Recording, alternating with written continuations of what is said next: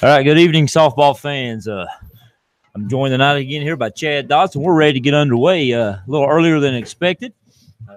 Original first pitch was scheduled for 6:30, but due to some weather coming in, we've decided to get the softball game kicked off here at 4:30, and players have already been introduced. The national anthem has been sung, and we are ready to get some softball action underway here at Bill Dotson Memorial Park here in downtown Wise, right off of Lake Street. Good-sized crowd.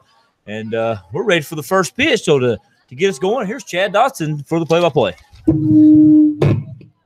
Are you sure, Chris? Thank you. We've got the first batter coming up here for Union. It's Emily Brooks. She's the shortstop, wearing batting right-handed. Strike one on the outside corner from Central pitcher Haley Mullins. We'll go through the starting lineups in just a moment as we get a second here. Mullins toes the rubber. And she'll wind and pitch. 1-0 pitch is strike two. So Haley Mullins gets ahead quickly. 0-2. Batter Emily Brooks squaring to bunt. And on the corners of the Central Warriors, third baseman Keely Balthus, first baseman Reagan Dotson were charging. And here comes the 0-2 pitch. Mullins delivers, and that one's a little bit outside. 1 ball and 2 strikes. A little better start here to the softball game compared to last night's baseball game when it seemed like a tough time throwing strikes. Haley coming out right off the bat, throwing 2 straight strikes to get us going. And that's what Haley Mullins will do. There's a little, that ball might be a little bit inside, but he calls it strike 3. And Haley Mullins collects a strikeout, looking for the first out of the game. Up next is going to be your shortstop, Brooke Light. And also a better start than last night, Chris, in that we had umpires here on time. Whereas last night we had a little trouble getting started. Umpires here on time tonight. I'm struggling to get here on time. just right. Walk through the door. First pitch from Haley Mullins to Brooke Light is a swinging strike. And again, Haley Mullins gets ahead 0-1. And that's what you'll notice about Haley Mullins is that she does throw a lot of strikes. She controls her speeds well and can place it really well. She's not an overpowering fastball, but she can place it just about wherever she wants. There's a drop ball. Looks like a little bit high, ball 1. And Haley Mullins coming off of her last start at the Warriors' place. She struck out 8 in that outing, went 7 innings, struck out 8, only walked 3 in that contest. Absolutely. She's a dynamite pitcher. There's a bunt from Light fielded by Haley Mullins over to Hannah Carter, the second baseman covering first base, and that'll be out number 2. Good job covering that play by Haley Mullins. Yeah, not a great bunt right there off the start by Light. Bunted it right back to Mullins at the pitcher's mound. Good job by Mullins charging, and a good throw over to the second baseman who was covering at the time. That's Hannah Carter covering first base on the throw. Marley Duncan will be a batter now. She's number 1, and she's also the pitcher, just like Haley Mullins is number 1 in the pitcher. Marley Duncan is a sophomore, really dynamite young player, one of the better players in the Mountain 7 district. Here's the first pitch from Haley Mullins. That's a little bit low, ball 1. One thing I've noticed tonight compared to last night, Chad, we've got a lot better angle to see the field, see the balls and the strikes. We're right directly behind home plate, looking directly into center field, facing the American flag. Good-sized crowd out there standing beyond the center field fence out on Lake Street already for this 4:30 first pitch. Absolutely. The second pitch from Haley Mullins will be a ball 2. And we'll have to warn you here, Chris, we're going to have to give their first names because Central has 4 different players starting with the last name Mullins. So it's Haley Mullins on the mound. Are most of them from Pound? I'd say just about all of them. Hey, there's a strike on the outside corner.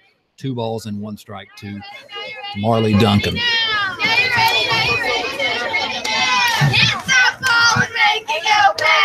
All right, Duncan will step back into the box. She's taking a little bit of time. Shifts the dirt with her feet. Haley Mullins is ready to pitch. Here comes the 2-1. And it's fouled hard into the stands over there on the left, the Central stands on the left side. Looks like everyone's okay. 2 balls and 2 strikes. Yeah, Duncan got around a little quick on that fastball right there and pulled it directly foul. I mean, that was a hard shot pulled foul. You don't see a lot of pulled fouls. You see him sprayed the other way, but she got around quick on that one, pulled it really hard foul. Haley Mullins changes speed so well, so you may see that sometimes. She gets them off the balance a little bit. The 2-2 pitch is going to be a ball outside, and Marley Duncan has worked the count full. Haley steps back out of the circle. Now she's back in and on the rubber. And Duncan's in the box and ready. A little bit of an open stance for Marley Duncan. The payoff pitch, swing and a miss. And that's strikeout number 2 and out number 3 of the inning. Union scores no runs, no hits, no errors. At the end of a half inning, Union 0, Central coming to bat. Getting a lot better start here by the Lady Warriors compared to the men last night on the baseball field. Last night, Zach James struggled to throw strikes, got the Warriors men a little behind there early on, but Mullins coming out here tonight and throwing strikes, getting 2 strikeouts there in the first inning. So a good start on the defensive side here for the Lady Warriors. Let's run through the lineups really quickly since we got a little bit of a late start on the air. For Union, the center fielder, Emily Brooks, as you know, led off. Brooke Light, the shortstop, was second. Marley Duncan, third. As you'll see next inning, the right fielder, Emily Mullins, is batting cleanup. Catcher, Jenna Wade, a 4-year starter at catcher for the Union Bears. She's batting fifth. Heather Lips is batting sixth. She's the left fielder. Kaylee Neese is the third baseman, She's batting seventh. Emma Duncan is the designated player. She'll be batting eighth.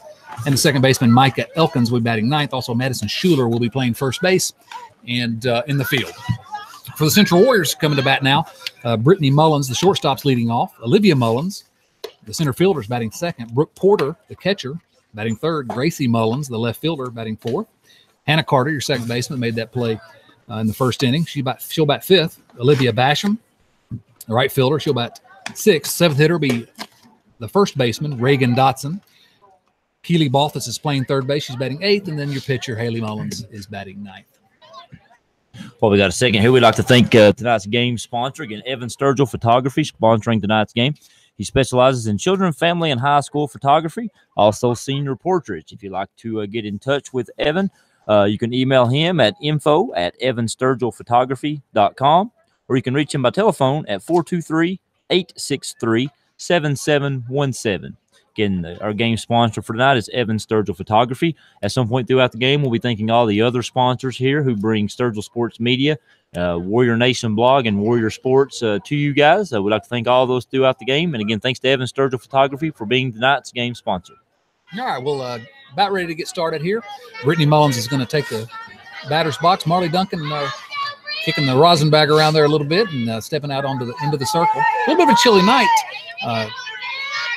Third baseman, Neese, for Union, got her sweatshirt on, her hooded sweatshirt. A little bit chilly, but still a nice night otherwise. First pitch is a ball that bounces in the dirt in front of the plate, so it's no ball, or 1 ball and no strikes.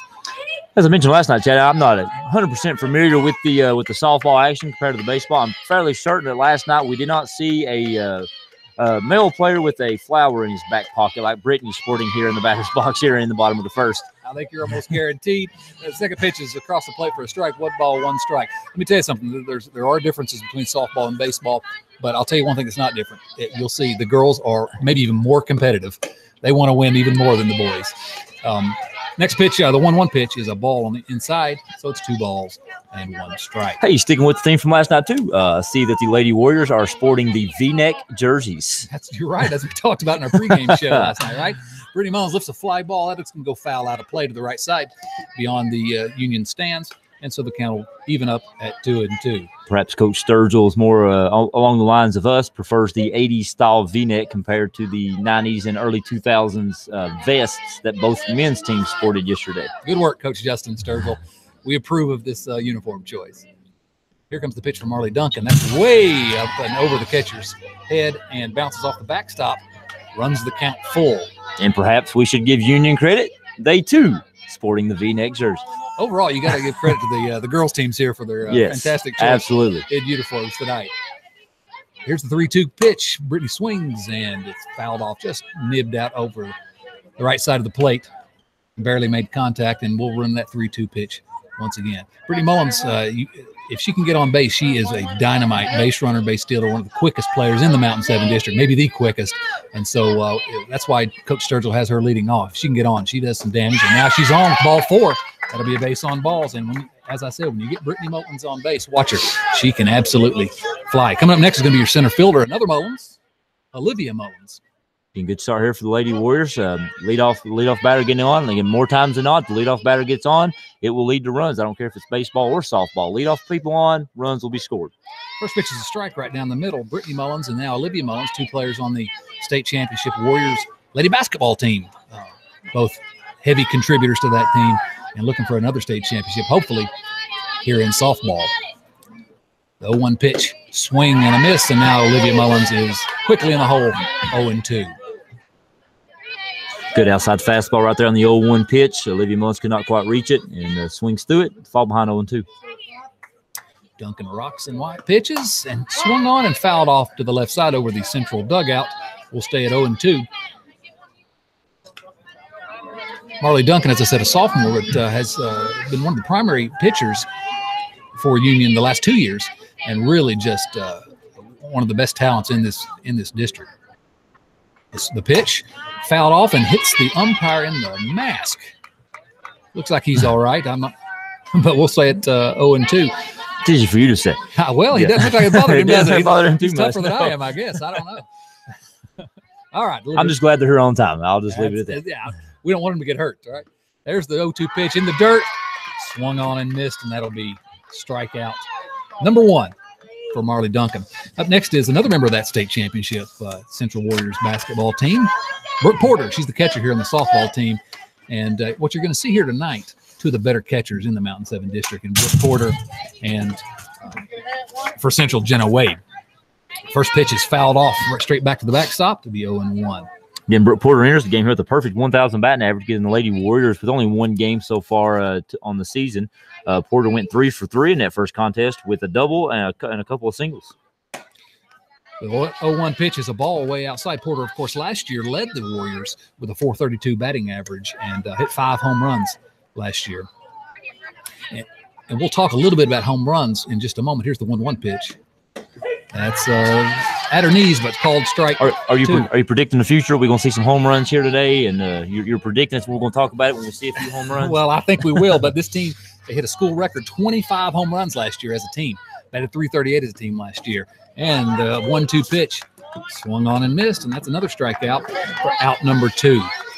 So with Brittany Mullins still over at first base, the batter's going to be your cleanup hitter. She plays left field. It's Gracie Mullins. That's 3 Mullinses in the first 4 batters. 3 of the first 4. Yep, that's right. So Gracie's also a home run hitter. She hit a couple last year. She'll swing on and ground just fouled in front of the third base bag. It'll be no balls and 1 strike. I had a little spin on it. It started off fair, and then it just sort of trickled foul. Again, the Lady Warriors looking for the first home run of the season. They failed to hit one in that first contest. They did have 16 hits, 4 doubles and a triple, but the rest of the other 11 hits were all singles. Still searching for that first home run on the season here in the second game. Here's the pitch from Duncan. A little outside. It'll even the count at 1-1. That first game you're talking about was an 8-2 victory over at Twin Springs in Twin Springs Stadium. If you'll notice, the fence here is a little bit in. This is the smallest park in the Mountain 7 district. And so here's where you're going to see the home runs. Swung on and lined up the middle. That ball may get into the gap. No, cut off well by the center fielder, Brooks. And Brittany Mullins is forced to stop at second base. Good solid line drive right there by Mullins up the middle. I thought Brittany Mullins may be able to stretch it out and go from first to third, but thought otherwise she'll stay in scoring position. You don't want to make that last out at third base. Coach Sturgill held her up on the second base bag, keeping the runner in scoring position for the number 5 hitter. Sophomore Hannah Carter comes to the plate now. She's the second baseman. Central played a benefit game against Rycover this week, and Hannah Carter hit a drive way out of the ballpark over at Rye Cove. She'll take this first pitch for ball 1. So Hannah Carter's got some light tower power as well. Carter searching for her first hit. She went 0 for 4 in that contest at Twin Springs in the Warriors' first game of the season. So she'll swing and lift a ball behind second base. The pop fly center fielder Brooks in, makes a running catch, and that'll be out number 3 for the Central Warriors. At the end of 1 complete inning, hey, we're still 0-0. Yeah, Carter got underneath that pitch just a little bit and popped it up out in the shallow center field. Good play right there by the Union Bear center fielder Brooks, coming in hard at making the catch. Stranding 2 runners for the Warriors, so we'll go to the second, as you said, tied at 0. You know, these 2 teams are expected to be in the mix in the Mountain 7 district. The preseason coaches poll had Central as the second team, picked for second in the district preseason. Union picked for 4th place. But Union is, I think they're sort of a wild card. They're the youngest team. Central's one of the youngest. Central starts 4 sophomores, but Union starts, I think, 5 sophomores, so including their starting pitcher. So they're really young. Central, of course, came in 2nd place last year and lost in the regional tournament to Richlands. Union last year 7-13 under 4th-year coach Michael Rhodes, and they lost 6-2 to Central in the first round of the conference tournament last year. Central looking to improve. They ran into a sort of a buzzsaw against Richlands last year in the regions. They're looking to improve upon that, and they have almost everyone back except for their all-world shortstop Rachel Porchy. Really, everyone else is back. So it sounds like the Lady Warriors should be in for a pretty good season. Again, the Lady Bears, they roll in here looking for a regular season, handing the Lady losses, I believe, all season actually came in the regular season to the Union Bears in basketball. So hopefully a different fate here for the Lady Warriors in softball. Absolutely. We don't want to see that, but I agree. Coach Justin Sturgill has very high expectations for this year's version of the Warriors team. All 9 players on the field here right now started games at some point last year. You got a really experienced team, even though you have 4 sophomores, a really experienced team. Here's the first pitch from Haley Mullins to the right fielder for Union, Emily Mullins. That's high for a ball. Emily Mullins quickly back in the box, and Haley Mullins quickly back to the pitch. Oh, way inside, almost clipped her. That'll be ball number 2. Haley Mullins, of course, Central's pitcher here, has committed to pitch for King University in the fall. Here's the pitch. That'll be ball 3. So not starting out this inning with strikes like she did last inning with 3 balls and no strikes. Haley Mullins started that game against Twin Springs. She only walked 3 batters over 7 innings in that 8-2 victory. She struck out 7, only walked 3. And actually, there's her first walk of the game today, ball 4. Haley Mullins, generally three walks is going to be a lot for her. She's generally right around the strike zone. Next hitter is going to be Jenna Wade, the catcher for Union. And as I mentioned, we did the lineups earlier. This is the 4th year as the starting catcher for the Union Bears for Jenna Wade. It's really an impressive career she's had there. And she'll bat with a runner on first base. The corners are in for Central. That's strike 1 on the outside corner. Some teams will utilize the bunt more in softball than you'll see in baseball. Smaller field, easier to make some mistakes sometimes. Shorter base paths can make for an interesting game sometimes. Here's the pitch from Haley Mullins. That's on the inside corner. That'll be strike number 2. And so after 4 straight balls to the leadoff hitter this inning, Haley Mullins has come right back. I'm more familiar with the baseball aspect, and here I am. I know the bases here are 60 feet apart, and these girls at the corner, they're probably playing about 50 feet away from the batter, charging and guarding against the bunt. Foul ball by Jenna Wade. And what you'll see is they call it baseball hot corner, third base, the hot corner. Oh, my goodness. Keely Balthus is not wearing a mask down there, but most third basemen will wear a mask because the balls can get on to you in a hurry. Yeah, I believe I'll stay up here behind the fence in the press box. Me too. Here's the pitch way outside. Haley Mullins wastes the pitch and runs the cat at 1-2. In the on-deck circle for Union, Heather Lips. She's the left fielder. All right, corner still in. The pitch from Haley Mullins way inside. That's going to be ball 2. 2 balls and 2 strikes.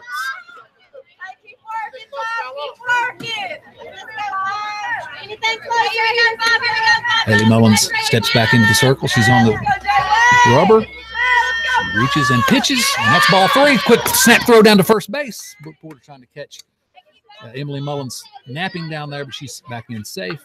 And the count here has been run full.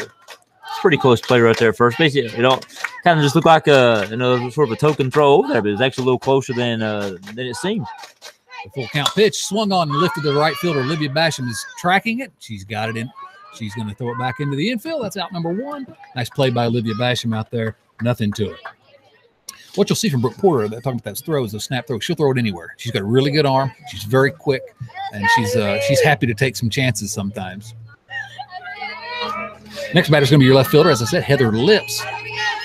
Sometimes if you're a father of the first baseman, you don't want to take so many chances throwing it down there. I wasn't going to mention that. I figured it would come up at some point. Here's the pitch. Oh, run right at third baseman Keely Balthus. She throws it over to Carter at first. Really nice play by Keely jumping on it. Emily Mullins will advance to second base, but that's going to be an out, 5-4 for the second out of the inning. Third baseman Kaylee Neese will come up next for Union. That pitch, she squared the bunt. The pitch came straight at her face. It's almost like a protective bunt. Right, but got it down. Excuse me, don't hit me in the face with this, and just get the bunt down. And so it wasn't the best bunt. It was a little harder than she would have liked, and it went right to Keely Balthus. Here's the first pitch. That's outside, 1 ball and no strikes to Kaylee Neese. Comment that you said before about the size of this field belt being one of the smallest fields that we see. The fly ball by Wade, their 2 batters go, was not hit, all that solid. But Basham was probably no more than 10 feet away from the fence when she made that catch. Again, it never was in jeopardy of being out, but, you look at how close it was to the fence, and it was closer to the fence than it was the infield. Absolutely. 2 balls, no strikes, and all the outfielders are playing deep for exactly that reason. Here's the 2-0 pitch. Way inside. It'll run the count to 3 balls and no strikes. And sometimes, depending on who the batter is, you'll have outfielders here almost with their back to the fence. And last year when Rachel Porchie was the shortstop, who all-conference player of the year last year, they often were like that. 3-0 pitches down the middle. That'll be strike one. Yeah, you pretty much have to teach your outfielders here that, play deep, and anything over your head's probably going to be a home run. So keep it in front of you. Be ready to break in. Anything over your heads, it's a home run. And there's a swing and a ball hit right back to pitcher Haley Mullins. She throws it over to Dotson at first. 1-3 out for the third out. So Union does get a runner on base, but strands that runner. No runs, no hits. At the end of 1.5, Union 0, Central 0. At this time, we'll take a quick moment here to thank all the sponsors here in the bottom of the second inning. Again, all these sponsors help make Sturgill Sports Media and Warrior Sports possible. We'd like to thank ITS, Shade Tree Landscaping, Dale's Heating and Air, Evan Sturgill Photography, Cavalier Pharmacy, Todd's Hair Studio, Genesis Salon, Innovative Graphics, Morgan McClure, Chevrolet, Buick, and Cadillac of Coburn, Virginia, Robo's Drive-In, Pound IGA, Rainbow Gymnastics, Morgan McClure Ford of St. Paul, Virginia, Chelsea Industrial Supply, Mr. Ben Harding, EMI, England Consulting Group, Home Changes, Powell Valley National Bank, RH Sturgill Construction, Little Henry's Excavating and Paving, Don Green with Napoleon Hill Foundation, Hamilton Construction, and Southern Steel Tattoo. All right, we're getting ready to start the bottom of the second inning. Union Bears taking their last few warm-up throws, and I'll toss it for the play-by-play back over to Chris Wilson. All right, again, a little cool early evening here. Again, we're trying to get this game in before any of the impending weather hits. I believe we're calling for a little bit of snow blowing in the Wise again here tomorrow. So trying to beat that and get out ahead of it, getting a little slight breeze blowing, and you're looking out the dead center field. The American flag seems to be blowing a little out, maybe a little bit out towards right field. Pretty good sized crowd again out on Lake Street, as we talked about last night. If somebody can pop one out in Lake Street, they might have a shot to hit one of the park's vehicles out there beyond the left center field and center field fence. It would take a pretty good poke to get one out to hit a vehicle up there in right field. Hit a car, win a prize. Hit a car, win a prize. Maybe you win a car. There you go. All right, so here we are in the bottom of the second. Leading off for the Lady Warriors is the right fielder, Olivia Basham. Duncan delivers the pitch. It's a ball inside, 1 ball, and no strikes. Basham, a sophomore, started most of the time last year in right field. And as you saw, she tracked that ball well in the top of the second inning. Duncan toes the rubber, delivers the pitch. It's ball, low and inside, 2 balls and no strikes to Basham. Basham enters the game against Twin Springs. She went 0 for 2. She failed to get a hit. Looks like she failed to get on base in the contest. The 2-0 pitch from Duncan is called a strike. Looked a little inside from my point of view, but the umpire disagrees, and we'll have to go with what he says. So a strike on the inside corner. Runs the count to 2 balls and 1 strike to Basham. Duncan toes the rubber, delivers the 2-1 pitch. It's swung on and blooped into shallow left field. The shortstop, Light, drifts back on it, makes the play for the first out of the inning to retire Basham. So with 1 out, that'll bring up the next hitter, the starting first baseman for the Warriors, Reagan Dotson. You talked about the snow coming in. Central's scheduled to play at Hazard, Kentucky tomorrow. And I'm going to be willing to bet that game will not happen. Well, that wouldn't hurt my feelings if I didn't have to go to Hazard, Kentucky. Reagan Dotson comes up. She was 1 for 3 against Twin Springs in the last contest. She takes a strike on the outside corner. 0-1 is the count. Doubled in that contest against Twin Springs. So the 1 hit was a double from Dotson? It was. Duncan toes the rubber, delivers the 0-1 pitch to Dotson. It's called a ball outside, 1 ball and 1 strike. Again, Union playing pretty straight up. Outfield maybe not quite as deep as the Lady Warriors, but still, again, more grass in front of them than behind. Any ball hit over their head will probably either go out or at least deflect off the fence. The 1-1 pitch is fouled directly over our heads into foul ground. That'll make the count 1 ball and 2 strikes to Dotson. And so far, we're scoreless. We've yet to see a runner reach third base. We've had a couple gals get to second base. But so far, no one has yet to reach third base here in the bottom of the second. The 1 ball and 2 strike pitch to Dotson is called a ball inside. That evens the count at 2 balls and 2 strikes to the Warriors' first baseman, Reagan Dotson. Dotson, the third of 4 straight sophomores in the Central lineup, batting together as a bunch here in the lineup. 4 really talented sophomores. So if we're here for a while doing this, we'll be able to say their names for quite a while. That's right. The 2-2 pitch is low and in the dirt. Runs the count full to Dotson. Lady Warriors looking to get someone on base here in the bottom of the second. Then Basham flew out to the shortstop to lead off the inning. Here's the payoff pitch from Duncan. It's caught a ball low and inside. Dotson will jog on down to first. with a 1-out walk. You got to do some work to walk Reagan Dotson. That'll bring up the Warriors' third baseman, Keely Balthus. Keely Balthus. Keely, a sophomore, transferred from Eastside before her freshman season. Really talented player, and she can hit the ball a mile as well when she gets hold of it. Here's the first pitch from Duncan to Balthus. It's called a strike on the outside corner, 0-1. You mentioned you got to work to walk Dotson. There's another Dotson I seem to coach quite a bit, and I've coached him for quite a while. I believe it's your son. He ain't afraid to take a walk or two every now and then. She's a lot more aggressive than her little brother, I'll tell you that. The 0-1 pitch is swung on and missed by Balthus. That'll make the count 0-2.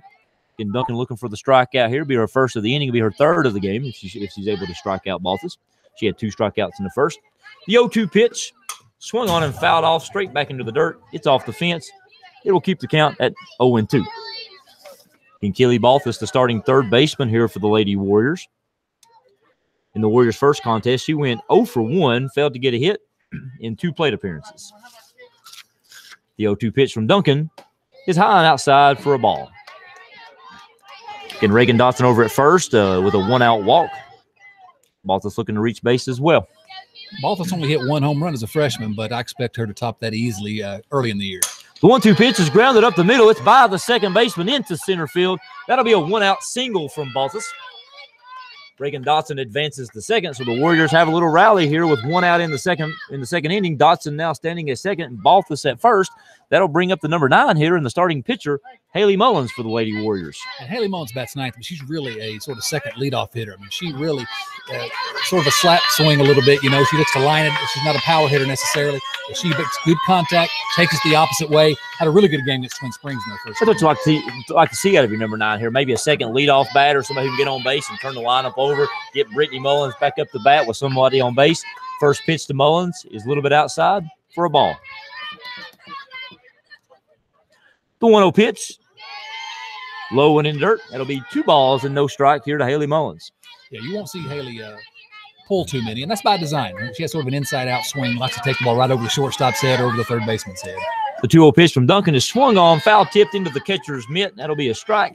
Runs the count to 2 balls and 1 strike. Again, Reagan Dotson standing at second with a 1-out walk. Keely Balthus at first with a 1-out single up the middle. Warriors have 2 on here in the bottom of the second. Still a scoreless game. The 2-1 pitch from Duncan to Mullins is called a strike on the outside corner. That'll even the count at 2 balls and 2 strikes to the number 9 hitter and starting pitcher for the Warriors, Haley Mullins. I'm right behind the plate. That one looked a little bit outside to me. I would agree, but we're not the one making the call. That's right. The 2-2 pitch is grounded softly back to the pitcher. Mullins sprints to first, and the umpire calls her out. A bang play over at first base. Great play by Duncan to charge and fire a strike over to the first baseman Schuler for the Lady Bears. Mullins does advance the runners up a base. Dotson will advance to third. Keely will advance over to second base. But with 2 outs, that'll bring up the leadoff hitter, Brittany Mullins, the starting shortstop for the Lady Warriors. Close play there. Haley Mullins rushed down the line, really hustled all the way. Very close play. And again, the first base umpire standing out at the shortstop position had to make the call all the way across the diamond. He says she was out, and we'll have to go with what he says. First pitch to Mullins is inside for a ball. Getting her first at bat, Mullins walked. She drew a walk. She was stranded at second, was unable to score in the top of the first. The 1-0 pitch is popped up foul, and it will get out of play to even the count at 1 ball and 1 strike. And Wade threw off the mask and came back towards the backstop here, but unfortunately for the Lady Bears, the ball was out of play. Brittany Mullins, one of the smaller players on the team. She did have 5 home runs last year and led the team with 8 doubles as well. Again, Balthus at second and Dotson at first. There's another pop foul out of play from Mullins that will run the count to 1 ball and 2 strikes. Be really good for the Central Warriors if they can, the bottom of the lineup, get a couple runners on and then the top come around and knock them in. Get a quick lead here in the second inning. It'll take a hit right here by Mullins or a Lady Bears error if the Lady Warriors are going to get a run in. Again, Dotson over at third. Keely at second. Here's the 1-2 pitch to Mullins. It's caught a ball low and away. That will even the count at 2 balls and 2 strikes. In 2 balls, 2 strikes, 2 outs in the bottom of the second. Coming up 2s here, Chris. That's right. Duncan toes the rubber. She checks in to get her sign. Rips the ball. Here's the 2-2 pitch. It's swung on and driven to left field, and it is over the left fielder's head. Lips could not come up with the catch. In to score is Dotson. Coming around third is Keely. It's a 2-out, 2 RBI double for Brittany Mullins. That will give the Lady Warriors a 2-0 lead in the bottom of the second inning. the second inning with 2 balls, 2 strikes, 2 outs. Number 22 gets a double. Deuces Wild here in the second inning for the Lady Warriors. Again, a good drive right there by Brittany Mullins, just over the outstretched glove of Lips out in left field for the Lady Bears. And with 2 outs, the runners were on the move on contact. Keeley was able to come around from second and score. Dotson scores from third. Big 2-out, 2 RBI double from Mullins here in the second inning. That will bring up the number 2 hitter in the starting center fielder, Olivia Mullins. Mullins was a strikeout victim in the bottom half of the first. Duncan delivers the pitch. It's a ground ball hit right back to Duncan in the pitcher's circle. She fires it over to Schuler, and that will be the 3rd out. But again, a big 2-out, 2 RBI double right there by Brittany Mullins. Again, so many Mullins, it's going to be hard to keep track. For Brittany Mullins there to give the Lady Warriors a 2-0 lead as we head into the 3rd inning. You know, Brittany really hit that ball hard as really a line drive, and those are tough plays for outfitters anyway. Lips, the left fielder for Union, took a couple steps in initially and sort of realized she was burnt almost immediately. Went back, could not come up with it, and able to score Dotson from third and Baltus from second.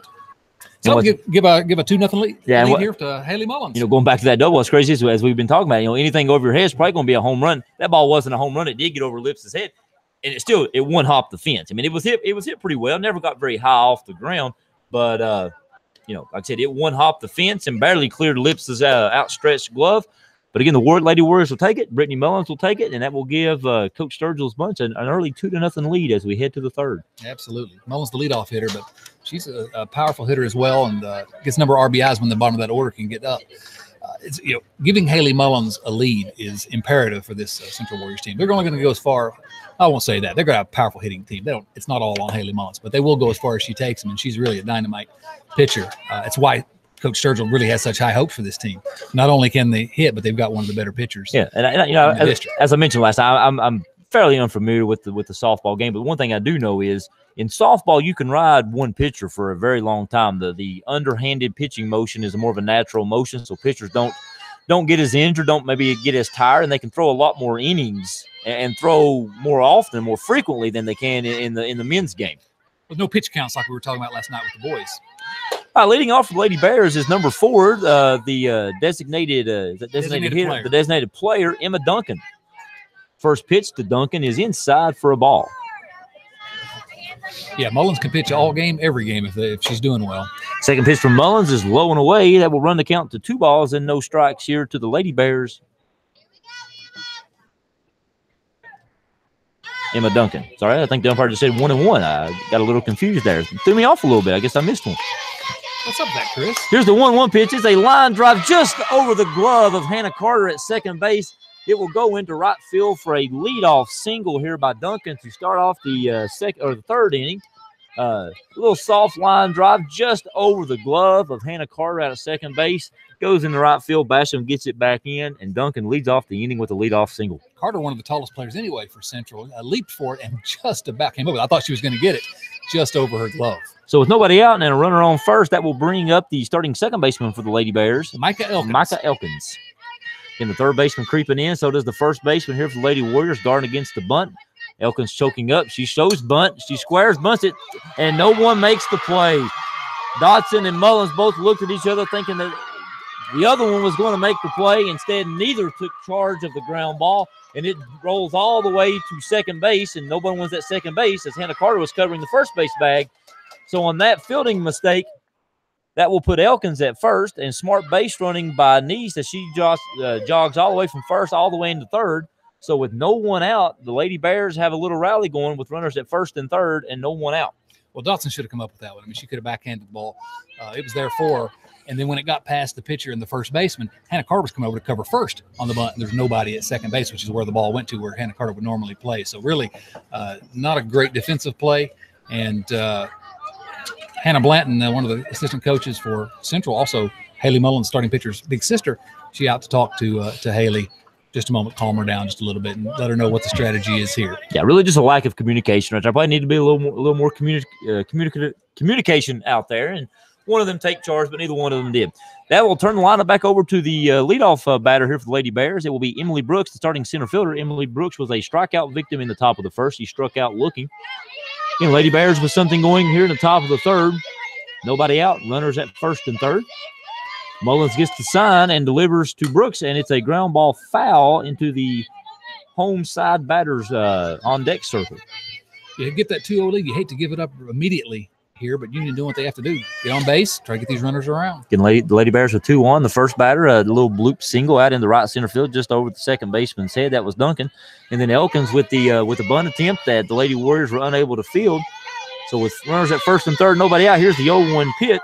She squares and bunts, and it's bunted foul into the left-handed batter's box to flex off Porter behind the plate. That will run the count to no balls and 2 strikes to the Lady Bears starting center fielder, Emily Brooks. In pretty strong breeze now. Look out there at center field, and that flag's whipping pretty good out there in center field, blowing dead out to dead center field. Somebody gets one in the air, they're going to have a home run. Here's the 0-2 pitch from Mullins to Brooks. She swings and misses at what looked like a ball. Ball's over in the left-handed batter's box. She swings anyway, trying to protect. Mullins records the strikeout. That is her third of the contest. That will bring up the number 2 hitter, shortstop for the Lady Bears, Brooke Light. Yeah, that was a gift there. That ball was way outside. Haley Mullins got her to chase it. Sort of a waste pitch. That's exactly what you want as a pitcher. Get him to chase that 0-2.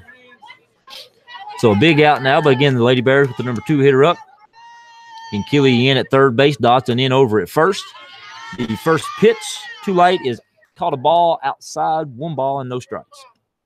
Again, just to reset what we have here, we have Duncan over at third base. You led the inning off with a bloop single in the right field. Micah Elkins with a bunt single stands at first. The 1-0 pitch is driven to deep left field, but it will hook just foul. That one had the distance, Chad. Just got out in front of it just a little bit too much and pulled it foul into the ditch. That's a loud strike, but it's a very loud one. That ball would have been a home run if it could have stayed fair. But it, no question that it was foul. Yeah, had the distance, just a little bit foul, probably maybe 10 feet foul to the left side of the left field foul pole. That will run the count to 1-1 on Brooke Light, the Lady Bears starting shortstop. Haley Mullins peers in at Porter. Porter checks her wrist guard, gets the sign. Here's the 1-1 pitch from Mullins. Caught a ball outside. Throw down the second is safe. And coming in to score is Duncan for the Lady Bears. Just to reset what happened, Elkins stole second base. Porter fired the ball down the second base. Looked like the throw beat her, but unfortunately Brittany Mullins could not hang on to the throw. That allowed for Elkins to be safe at first, and on the throw, Duncan raced in to score.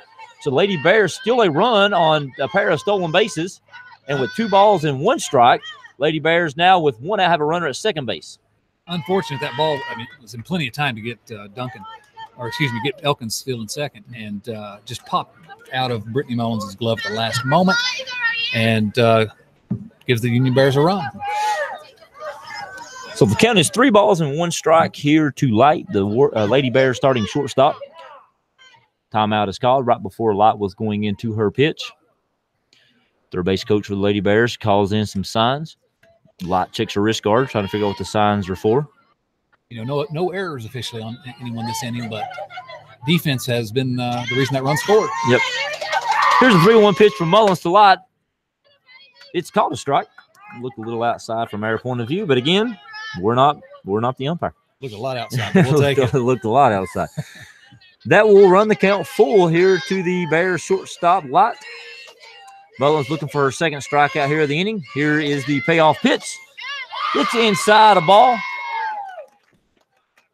Actually, we're going to call a hit batter, I believe. I believe the umpire is saying that the pitch hit Light in the batter's box, even though she seems to disagree as she was sprinting all the way around the second base. And that's unfortunate for Union that they called that. That's because the runner at second, Micah Elkins, was moving with the pitch. She was still in third. Yeah. So she'll have to go back to second base now. Yeah, Elkins raced into third. Light was sprinting all the way around, sprinting out of the batter's box. She was already halfway to second base before both the umpires called the pitch dead, saying that it hit Light in the batter's box. Coach Rhodes questioning the home plate umpire. I don't know if it hit her or not. It was close. It was way inside. Well, my first instinct was it did hit her, but the way she sprinted out of the box, I was giving her the benefit of the doubt and assuming it didn't hit her. That's a break for Union. For Central. Absolutely, because they would have had runners at second and third with 1 out. Instead, we have runners at first and second with 1 out, and that will bring up the starting pitcher for the Lady Bears, Marley Duncan. Marley Duncan was a strikeout victim here in the top of the first. Here's the first pitch. It's called a ball outside. Looked a little bit closer than the previous strike. The umpire calls it a ball. That'll make it 1 ball and no strikes. And really, Haley Mullins needs a strikeout or a pop-up on the infield, something to keep these runners where they are with one out. All right, Union with runners at first and second. Mullins gets her sign. Here comes the 1-0 pitch to Duncan. It's swung on and fouled off her leg for a strike. They'll even the count at 1 ball and 1 strike. Again, the Lady Warriors lead 2-1. Central scored 2 runs in the bottom of the second on a Brittany Mullins double to left field. Lady Bears have come back here with a run of their own in the top of the third off of a couple of stolen bases, a steal of second and a steal of home to cut the deficit from 2-1, and the Lady Bears are not done yet. The 1-1 pitch from Mullins is caught a ball low and away. That will make the count 2-1 to the starting pitcher for Lady Bears, Marley Duncan. Chad, just for the record, I'm having a little tough time reading your handwriting over here in the scorebook. I couldn't quite. That. I could see the Duncan, but the Marley, I was having a tough time deciphering there. We were trying to get started quick, and I couldn't. The 2-1 pitch is driven into right center field. It will get into the gap. That will be a 1-out single from Duncan. The throw into second base is not in time as she stretches it into a double on the relay throw. Good base running right there by the Lady Bears. Another run will score. That will make it 2-2. Elkins coming around from second to score. Good base running right there by Light, going from first to third on the base hit into right center field. A good clean, probably, it's a double for Duncan.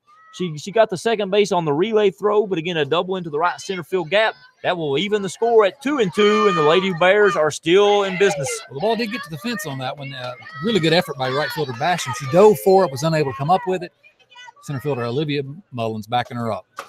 That will bring up the cleanup hitter here for the Lady Bears. The starting right fielder, Emily Mullins. Emily Mullins in her first at-bat drew a walk in the second inning. Mullins, a first-team all-conference player last year for the Union Bears. Looking to do some damage here. 1 ball and no strike. Here's the pitch from Mullins. It's caught a ball outside. That will make the count 2-0. And Lady Bears with a runner at third. Another runner at second with 1 out here in the top of the third and a 2-2 ball game. Mullins gets back in the box. Here's the 2-0 pitch from Haley Mullins. That's caught a strike on the outside corner. That will make the count 2 balls and 1 strike to Emily Mullins, the starting right fielder for the Lady Bears. You have Haley Mullins and Marley Duncan pitching here today. You wouldn't be surprised if you had a pitcher's duel right now.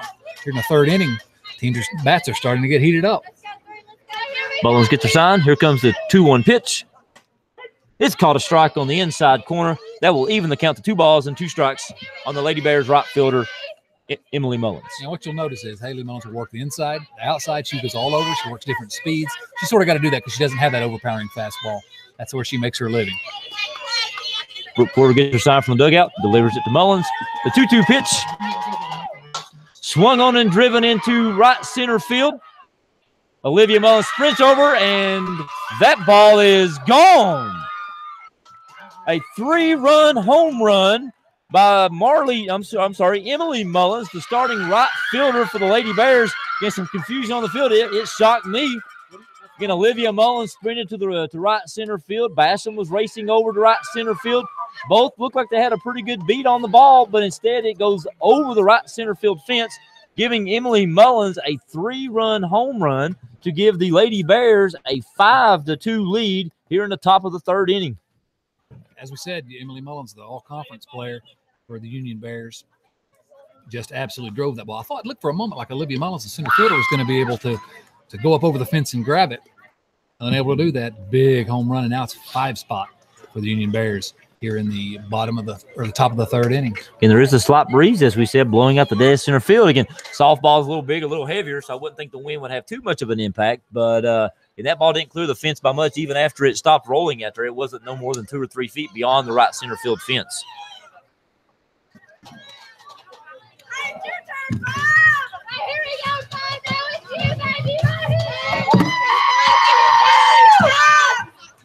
All right, Emily Mullins throws the next pitch into the dirt. Now batting for the Lady Bears is the starting catcher, Jenna Wade.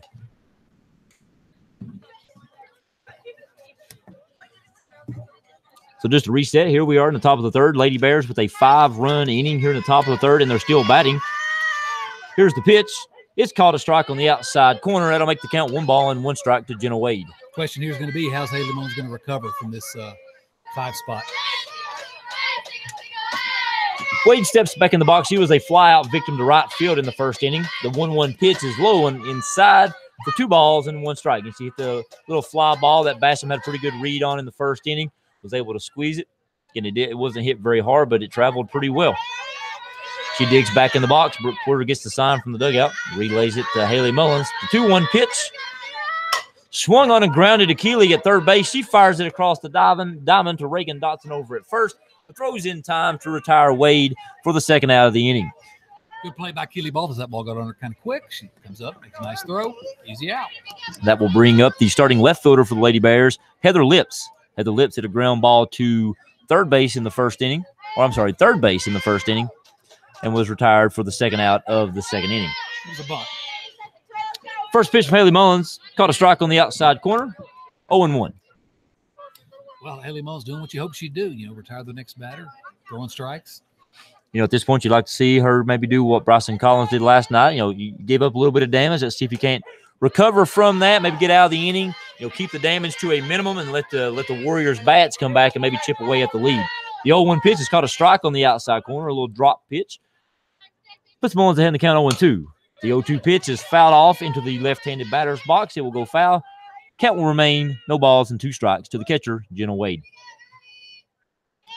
Jenna Wade peers down to the third base box, getting some signs. She steps back in the box. Mullins gets her sign. Here's the 0-2 pitch. It's swung on and grounded to Keeley right down the line at third base. It's a fair ball. Throw is high and away. Reagan Dawson could not come up with that. That's an error on the third baseman. Keeley right there on an errant throw. That will allow Lips to beat the ball down to first base and extend the inning. So a 2-out error now by Keeley over at third base will keep the Union Lady Bears inning alive. And Balthus on the ball quickly. Again, good play. And then the throw just got away from her high. Hits the fence on the right-hand side here. And another runner for the Union Bears. It looks like she had plenty of time to make the throw. Just made a bad throw. Throw is a little high. That'll bring up the starting third baseman for the Lady Bears, Kaylee Neese. Kaylee Neese was a ground ball victim back to the pitcher in the first inning. She was retired on a 1-3 putout. First pitch to her is high and away for a ball.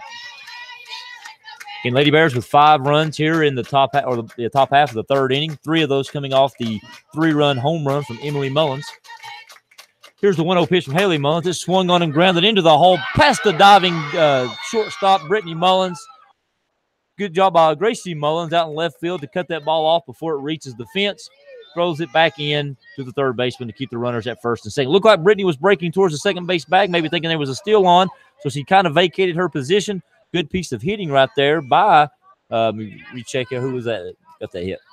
Kaylee Neese with the hit. Again, we've cycled through the inning here. Kaylee Neese with a solid single through the hole in the spot vacated by Brittany Mullins. So Lady Bears turn the lineup over. It was a good effort by Brittany Mullins. She had broke to cover second base. Really good effort getting back and diving. Almost came up with it, but unable to. It trickles into left field. Second pitch here to the designated player, Emma Duncan, is a ball. Evens the count up at 1 ball and 1 strike. Chad, I'm waiting for somebody to start yelling at me up here. We've been assigned the task of multitasking up here. I'm trying to keep scoreboard, and we're trying to do play-by-play. Somebody's going to get mad at me here in just a second. The 1-1 pitch is inside to Duncan. That will make the count 2 balls and 1 strike, getting Lady Bears with runners at first and second here with 2 outs in the top half of the third inning. I'm already mad at you. That helps.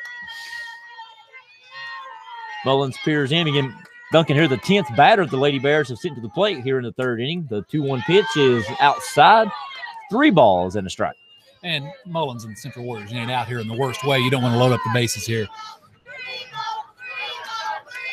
Duncan steps back in the box. Porter gets her sign from the dugout. Relays it to Mullins. Here's the 3-1 pitch. It's outside. Call a ball. That will load the bases up for the Lady Bears. Bringing up the number 9 hitter, Micah Elkins, the starting second baseman. We have time out here on the field. We may be seeing a pinch hitter, Chad. We may be. Looks like it might be Zoe Brooks getting a helmet on in the dugout. Again, just to recap, the Lady Warriors scored 2 runs in the bottom of the second to take an early 2-0 lead, but the Lady Bears have responded with a 5 spot here in the top of the third, thanks to the 3-run home run by Emily Mullins, the Lady Bears starting right fielder.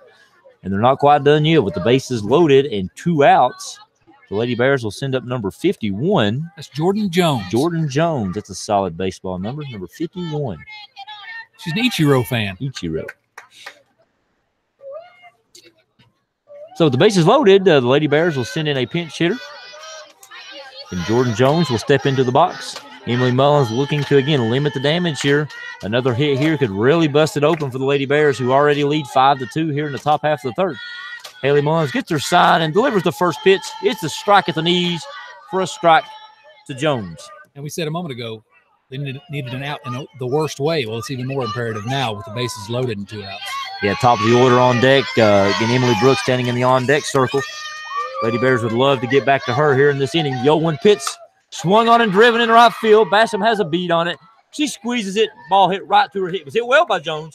But unfortunately for Jones, and fortunately for the Lady Warriors, it was hit right to Olivia Basham standing out in right field. She barely had to move maybe 1 or 2 steps to her right. So a big out right there by the Lady Warriors. Big pitch, big catch by Olivia Basham to get out of the inning with minimal damage. Again, 5 runs is not necessarily minimal, but it could have been a lot worse. Absolutely could have been a lot worse. And 5 runs on 5 hits and one error. So, but they did leave 3 on base. So we'll go to the bottom of the third.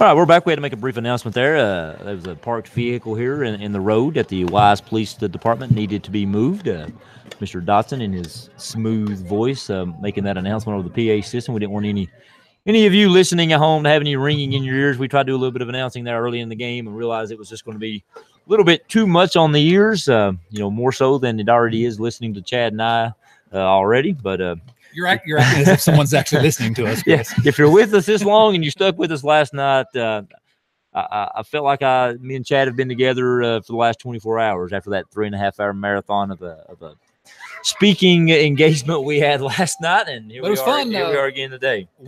Walk-off win by the Central Warriors baseball team last night. It was fun. I did get some positive feedback about our little pregame show. I heard we did a pretty good job with that. So I don't want to make that a habit, but I'm glad some people actually enjoyed it. Well, that's good. A little entertainment for a Thursday evening. All right, the first pitch from Duncan here in the bottom half of the third is low and away and in the dirt for a ball. And leading off here for the Lady Warriors is the Lady Warriors starting catcher Brooke Porter. She was a strikeout victim in the top half or the bottom half of the first inning. Porter hit 5 home runs last year. Really, really good hitter. Duncan delivers the 1-0 pitch. It's called high and away for a ball. 2 balls and no strikes. Again, as we talked about last night, the Lady Warriors now find themselves in a 5-2 deficit. You don't necessarily have to get all 3 runs back here in the third inning. It's probably imperative to just chip away. Again, it's going to be on Haley Mullins' shoulders to try to limit any further damage on the defensive side. The 2-0 pitch, a good hack right there by Porter. Looked like she was trying to do a little bit of damage on that 2-0 pitch. She fouls it straight back into the backstop screen. That will run the count to 2-1. Central has the hitters to come back, though, in a hurry if they can, all up and down this lineup. It's just going to be difficult off Marley Duncan, who's a really good pitcher. But if anybody can come back, this Central Warriors team can put some runs on the board in a hurry. Duncan delivers the 2-1 pitch. It's a line drive off Duncan's glove. Porter sprinting down the first base line will beat it out. The throw gets away. Porter races in the second base. She'll reach second on a single and a throwing error by Duncan at first base. The ball actually ricocheted off Mr. Gabriel over here taking some pictures down the right field line. Ricocheted off his leg and kicked out into right field. The error allows for Porter to advance onto second base. So the Lady Warriors here with a little bit of threat here to start the bottom of the third inning. Duncan came out of the circle quick, got to the ball, but it bounced off her glove first, and there was no chance she was going to get Porter. Probably should have just eaten that one instead of throwing it. Makes a low throw, gets by the first baseman, Schuler. And now we get a leadoff hitter at second base. First pitch by Duncan is high and away to the starting left fielder, Gracie Mullins. In her first at bat, Gracie Mullins singled. Gracie hit .356 last year as a junior. One of the all-conference players in basketball, too. 1-0 pitch is lined into right center field for a single. Coach Sturgill will hold Porter up at third base. Gracie Mullins with some heads-up base running. The throw from Brooks came all the way into the catcher, Wade, for the Lady Bears, and the throw into second base allowed Gracie Mullins to advance to second. So a solid single and an advance to second on the throw. And here come the Lady Warriors with nobody out. We have Brooke Porter standing at third with a leadoff single, and Gracie Mullins standing at second with a single of her own. Surprised that he just Coach Sturgill held Brooke Porter at third. That surprised the right fielder as well. First pitch to Hannah Carter is lifted in the left field. Good catch by Lips out in left field. The throw to the plate is not in time. Good tag up by Porter. Duncan cuts the ball off, fires it into second base. The throw is not in time to get Gracie Mullins, who drifted off the plate. So a sacrifice fly by Hannah Carter into left field will cut the lead to 5-3. Yeah, Carter lifted that ball up high to the left fielder out there. Lips settled under it. Made the throw into second. No chance of getting Porter at home. Again, sacrifice fly cuts the lead to 5-3. That will bring up the starting right fielder, Olivia Basham. Olivia Basham hits a line drive directly to the shortstop on the first pitch. And just like that, there's 2 outs for the Lady Warriors. Runners on second and third, no outs. Did get a run out of it, but now all of a sudden, 2 outs quickly with just a runner standing on second. And that will bring up with 2 outs, Reagan Dotson. Again, Gracie Mullins standing at second. Reagan Dotson looking to get a hit, maybe drive Gracie in. The first pitch is called a ball high. 1 ball and no strikes to Reagan Dotson. Dotson walked and scored in the first inning, came around on that double by shortstop Brittany Mullins. Duncan eyes the sign. Here's the 1-0 pitch to Dotson. It's swung on and lifted foul over our head to even the count at 1 ball and 1 strike. That ball was way inside. She swung at it anyway. I told you she was aggressive. As you mentioned, it's hard to walk, Reagan Dotson. She's not up there looking for a walk. Of course, in this case, I think the Lady Warriors would love to see a base hit and see Gracie Mullins score from second. The 1-1 pitch from Duncan.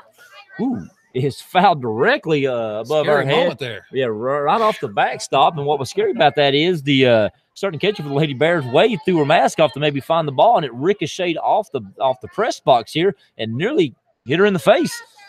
I thought it was going to. Scary moment. She had that mask up on her top of her head. Here's the 1-2 pitch from Duncan to Dotson. It's caught a strike on the outside corner. That will retire the side. Again, the Lady Warriors get a run on a sacrifice fly. They start the inning off with 2 singles. The sacrifice fly from Hannah Carter cuts the lead to 5-3, but unfortunately for the Lady Warriors, that's all the damage they were able to do against Marley Duncan here in the 3rd inning.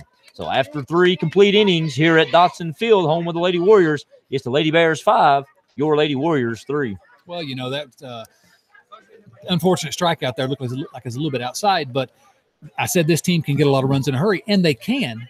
But again, like we said last night with the baseball, you got to start chipping away, get 1 back immediately. Now we're back in a ball game here. That's right, and I'm a big believer in right now. The Lady Warriors got to run. If Haley Mullins can go out now, maybe get a quick 3 outs right here, and get the bats going again for the Lady Warriors. Get them back in the dugout hitting. A good sit down inning on the defensive side can go a long way. You can get some momentum off of a good defensive inning, just like you can a big offensive inning. Absolutely, and 1, 2, 3 would be just work wonders for this team. And they know they can hit. They know if it stays a 2-run lead, they're right in this ball game. They're a confident team. They're a team that's got a lot of experience. They're not going to hang their heads. Oh, absolutely. You know, we've gotten runners on base just about every inning. So just keep it close. Again, we need Haley Mullins here to throw some strikes, get some outs, and some good defense here by the Lady Warriors. And like I said, just chip back away. So here we are in the top of the 4th, and I'm going to throw it back to Chad for the play-by-play. Emily Brooks, the leadoff hitter and center fielder for Union, will bat to lead off the 4th inning after the Union Bears batted around in the 3rd. Mullins will wind and pitch. Swung on and fouled away over close to the central dugout. Today, Brooks has struck out twice, once looking, once in the 1st inning, then last inning in the 3rd, struck out swinging. Looking to get her first hit of the day. Mullins will step back into the circle and onto the rubber.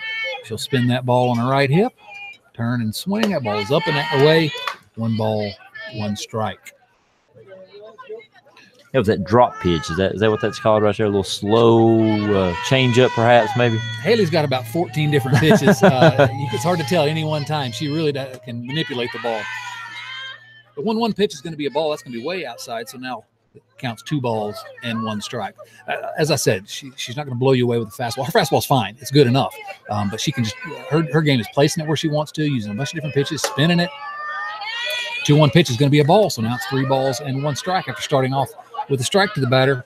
Emily Brooks worked it back to a hitter's count here, the 3-1. Another close pitch on the outside corner. Umpire chose to call it a ball. That was a good pitch by Haley Mullins on the outside corner. Swung on and fouled off back to the backstop by Brooks. So that'll run the count full here. Haley Mullins throwing a lot of pitches today, but, you know, again, not as big a deal as it would be in a baseball game. The 3-2 pitch is going to be outside. It's going to be ball 4. Emily Brooks reaches base for the first time today, and the Union Bears have a leadoff hitter on.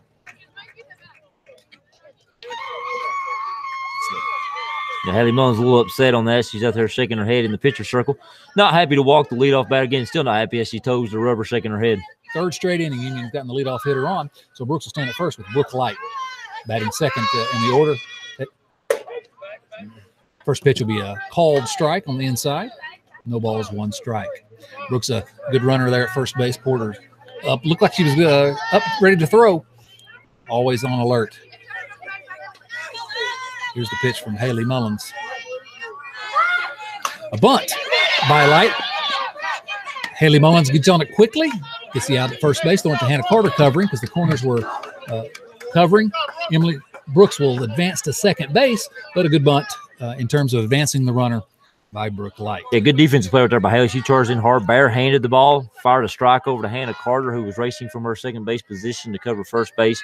Good defensive play by Haley Mullins to get the first out of the inning. And none of the hesitancy we saw in that rough defensive play there last inning, where the first baseman, the pitcher, neither one wanted to take charge there. Mullins took it and got the out. Marley Duncan will be batting now. She doubled her last time up. She'll swing and foul first pitch off for strike 1. As I said, struck out her first at bat and doubled last time, then ended up scoring on that home run by Emily Mullins. She's getting her signs from third base coach, as is Brooks down at second base. Most of these girls wear these wristbands that have their signs on it. And Union and Central both. All their girls have those wristbands on it. Yeah, but at the same time, Duncan checked hers in the batter's box. By the same time, Brooke Porter was checking her signs in the catcher's box. Second pitch is an off-speed pitch, just a bit outside. That'll leave them the count at 1 ball, 1 strike. Yeah, we've mentioned it before. I believe the weather is starting to drift in. I believe I felt a few little sprinkles of rain, and I believe it's starting to mist just a little bit out here at the field. Well, the pregame said it was going to be 6:30 or 7 before it moved in. It make it here a little early. Ooh. The 1-1 pitch to Marley Duncan. Fouled hard. There's your car hit. And it hit a car. It's inevitable here at Bill Dotson Senior Memorial Field. But that'll be the second strike, 1 ball, 2 strike. Yeah, that's 2 inside fastballs that Mullins has thrown both times. Duncan a little out ahead of it, pulled the ball foul, and that one pulled way foul. Probably had the distance, maybe a home run. She straightened it out, but it was pulled way foul. Way foul. 1-2 pitch here to Marley Duncan. Haley Mullins will rock and fire. That ball bounces about 2 feet in front of the plate. That'll be 2 balls and 2 strikes. 2 feet might be a little less than that. Really, I don't know what is the pitching circle in baseball? Is it 46 or softball? 46, 40? So if it's 46, that pitch made it about 36. There we go. All right, I was being charitable. Here's the 2-2, way outside. Brooks takes a big secondary lead off second base, but she's not going anywhere, and Marley Duncan has run the count full.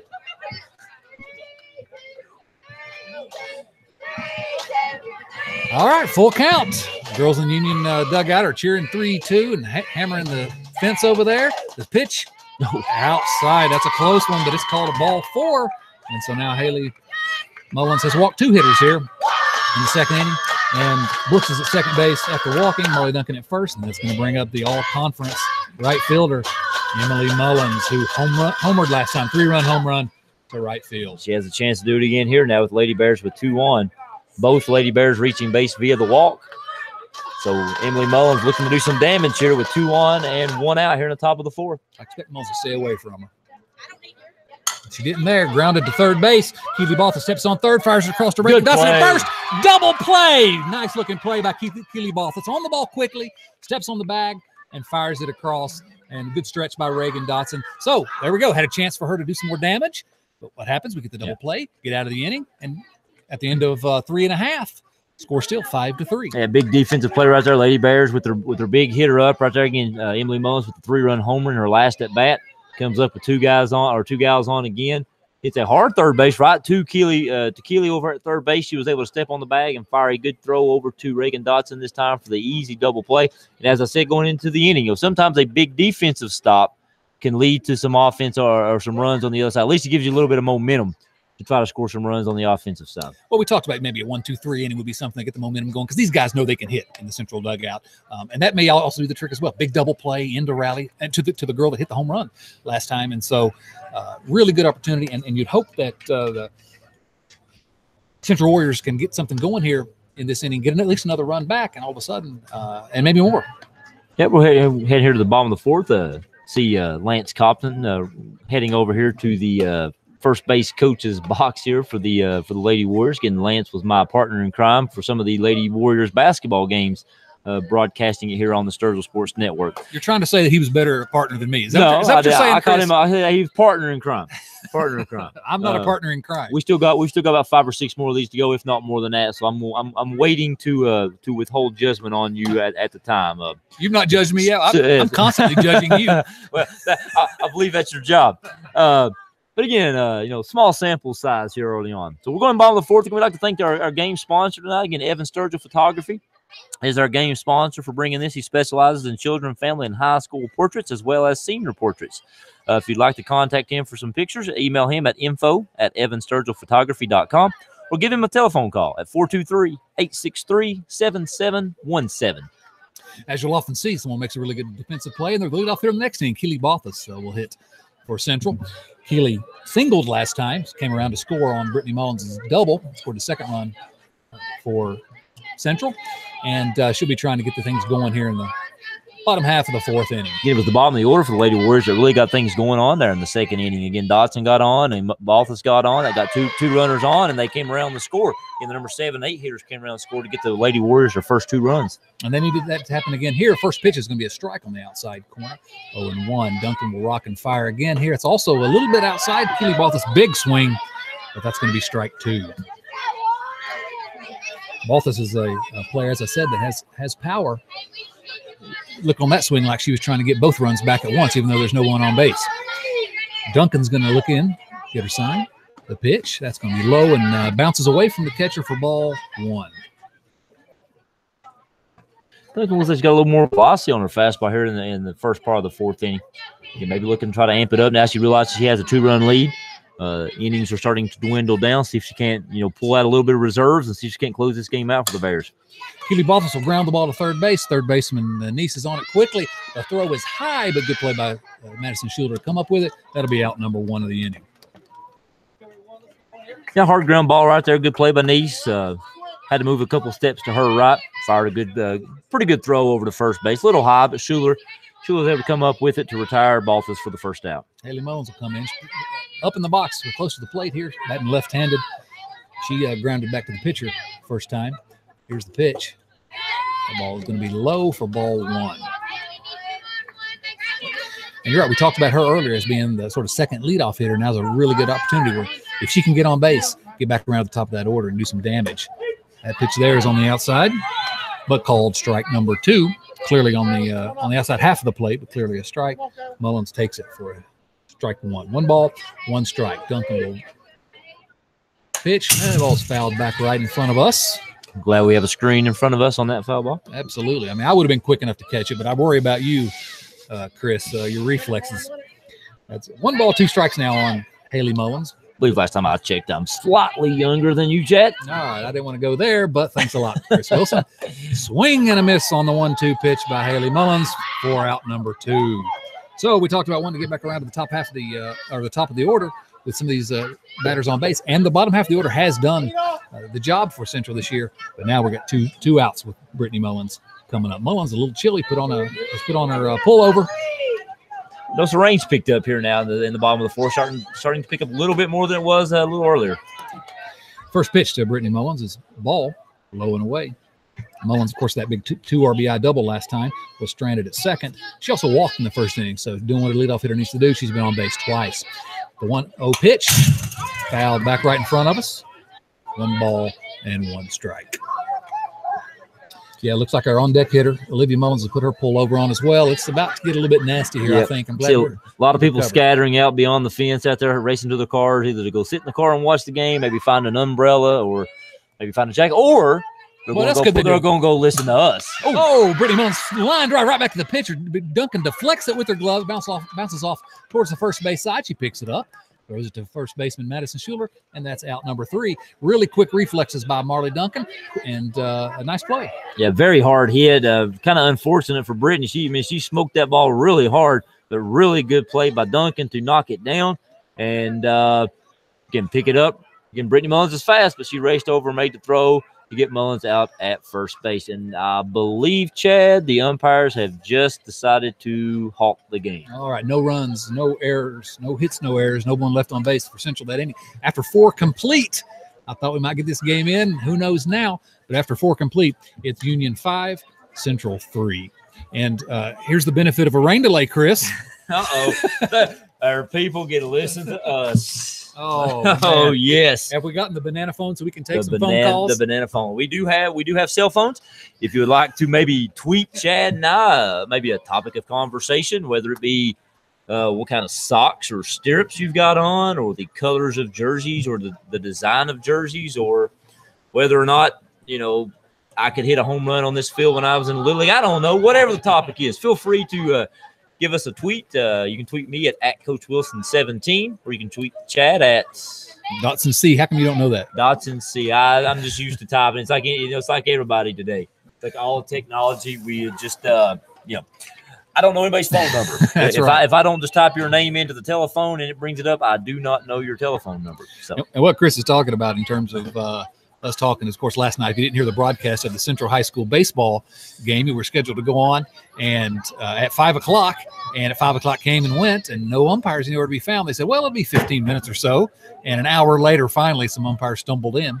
So we had to sort of wing it for an hour and have a little fun on the air. And I guess the rain it's not the umpires today, it's the rain conspiring to make us have to talk about dumb stuff for a little while. And I have a feeling Mother Nature is not a fan of us, because the rain has lightened up significantly since we've started talking. That's funny. It's almost stopped, actually. The Union Coach Rhodes is out of his dugout, and I think wanting to get started again. He's got his hands up like, what are we doing? Yeah, here? He wants to know what's the delay here. And the umpires seem to be hanging out in the dugout, in the Central Warriors dugout, just sort of talking, wanting to know perhaps what the delay is all about. Again, the rain has pretty much stopped. Now, it did come down pretty hard there for about 30 seconds to a minute. It was coming down. Maybe Coach Rhodes is just upset that the umpires are hanging out in the Central dugout. Maybe he's wondering what's going on. Well, the umpires are coming back out. They've emerged. They're kind of looking around, maybe checking the sky. Maybe they're meteorologists. They're trying to get a gauge on the clouds. Now they're just sort of wandering around in circles. And just on cue, here comes some heavier rain. That's hilarious. Literally, as soon as the umpires walk out of the dugout, it starts pouring. Right on cue. Hey, we're dry, though. Yeah, we are dry. And there go the umpires right back into the Central Warriors dugout. Maybe they should get some equal time and go spend some time, or at least send one of them over to the Union Bears dugout. Perhaps. Well, while we've got a little bit of delay, let's again run through our sponsor list. Again, thanking these people who make Warrior Sports and Sturgill Sports Media possible. And these are people who have sponsored the games all throughout the season, including Warriors basketball and Warriors baseball and softball. Again, that's ITS, Shade Tree Landscaping, Dale's Heating and Air, Evan Sturgill Photography, Cavalier Pharmacy, Todd's Hair Studio, Genesis Salon, Innovative Graphics, Morgan McClure, Chevrolet, Buick, and Cadillac of Coburn, Virginia, Robo's Drive-In, Pound IGA, Rainbow Gymnastics, Morgan McClure Ford of St. Paul, Virginia, Chelsea Industrial Supply, Mr. Ben Harding, EMI, England Consulting Group, Home Changes, Powell Valley National Bank, RH Sturgill Construction, Little Henry's Excavating and Paving, Don Green with the Napoleon Hill Foundation, Hamilton Construction, and Southern Steel Tattoo. Again, our game sponsor for tonight is Mr. Evan Sturgill and Evan Sturgill Photography. He specializes in children, family, high school, and senior portraits. If you'd like to contact Evan for some pictures or to set up a session, you can email him at info@evansturgillphotography.com or give him a telephone call at 423-863-7717. And, people, speaking of those sponsors, people have been asking, they're really appreciative of doing these games and what can we do to help? And really, if you help find sponsors, if you want to sponsor the broadcast, that's the biggest thing you can do to help bring more of these games to you. Sturgill Sports Media is trying to do as many as they can, but without sponsors, it makes it a little bit difficult. So, and the rain has lightened up again, and Union's coach back out, kind of wondering what the delay is. It was raining pretty good, but I've seen games played in heavier rain and heavier weather than that, but. As of right now, it's slowed down pretty much again. Again, I think Union want to get back out here and bat, maybe see if they can't tack onto this 5-3 lead they have going to the top of the fifth. And the umpire sort of peeking out of the home dugout here, trying to see what the weather's doing. But as of right now, we are still in a rain delay. Yeah, this feels really well taken care of by Coach Sturgill and Coach Joseph Porter. It does a pretty good job of absorbing the rain. I agree. When they first called it was raining hard, but you've seen them play in a lot worse. But again, with the shorter base pads, pitcher closer to the batter, a wet ball can be a little bit more dangerous maybe than it would be in terms of being able to get a grip on that larger softball. So you don't want to take any chances. But on the other hand, if they're going to play, they can play in this. Yeah, now would probably be the time. Again, we've got 2 innings remaining. We know there's some more weather coming in. In fact, there's a pretty good chance of snow blowing in maybe sometime tomorrow evening. Looking at the weather myself, it looks like about 7 o'clock is when the weather's supposed to hit. So we probably have about an hour window if we can to try to get this game in. As a few Warriors fans drive by Lake Street and show their support by blowing their horns as they drive by. And looking at the radar right now, I've pulled it up here on my telephone. What would we do, Chad, without our telephones? It's just a little small band of rain that seems to be on top of us right now. It looks like most of it's missing us to the south. But again, whatever we're getting now, I don't think will last too terribly long. It's just a little small band. Looks like the heavier stuff has missed us to the south. Again, I'm not a meteorologist. Of course, I'm not a broadcaster either, but I think I'm doing a pretty good job at both. Perhaps I have another job on the horizon. You're not a meteorologist, but you play one on the internet. That's it. And I play one on Sturgill Sports Media. There you go. The umpires, at least one of the umpires, out of the dugout now. Here comes the other. There comes the other. Union has 3 of their batters swinging on bat. They're all dancing, laughing. They're having a good time with this 5-3 lead. Are the umpires going to get started? Because it has pretty much stopped here. Yeah, they're looking around. Not sure what they're looking at. I'm not sure either. They're sort of turning in circles and looking up and looking out. There hasn't been any lightning. Normally if there's a lightning strike or a lightning flash, there is a set amount of time that you have to wait between lightning strikes. I'm not exactly sure. Maybe it's 15 minutes or maybe 30 minutes. I'm not exactly sure what the time frame is today. But there's no thunder, no lightning, just a little bit of drizzle and some heavier rain. And with that said, here come the Lady Warriors to take the field.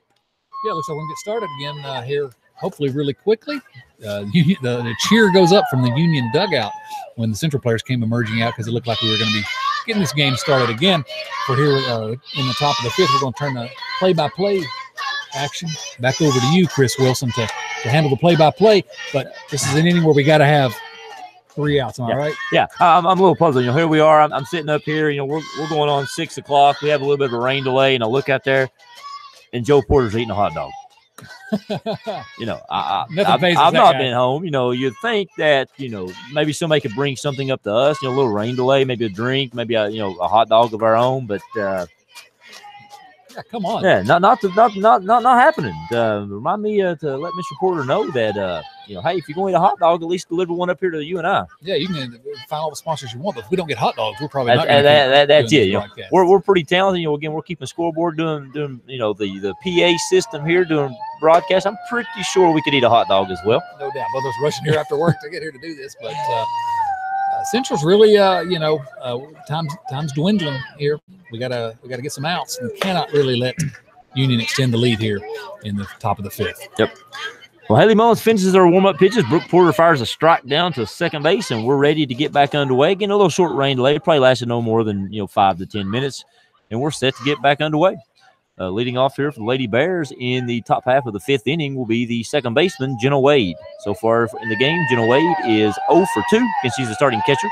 She flew out to right field to Olivia Basham in the first and grounded out to Keely Balthus in the third. So a fly ball in the second and a ground ball in the third. She's 0 for 2. Haley Mullins peers in and gets her sign. Here's the first pitch of the inning. It's called a ball low and away. 1 ball and no strikes to Wade. Mullins steps out of the circle. Toes the rubber. Here comes the 1-0 pitch. It's swung on and grounded foul off the fencing in front of the Lady Warriors dugout. That will even the count at 1 ball and 1 strike.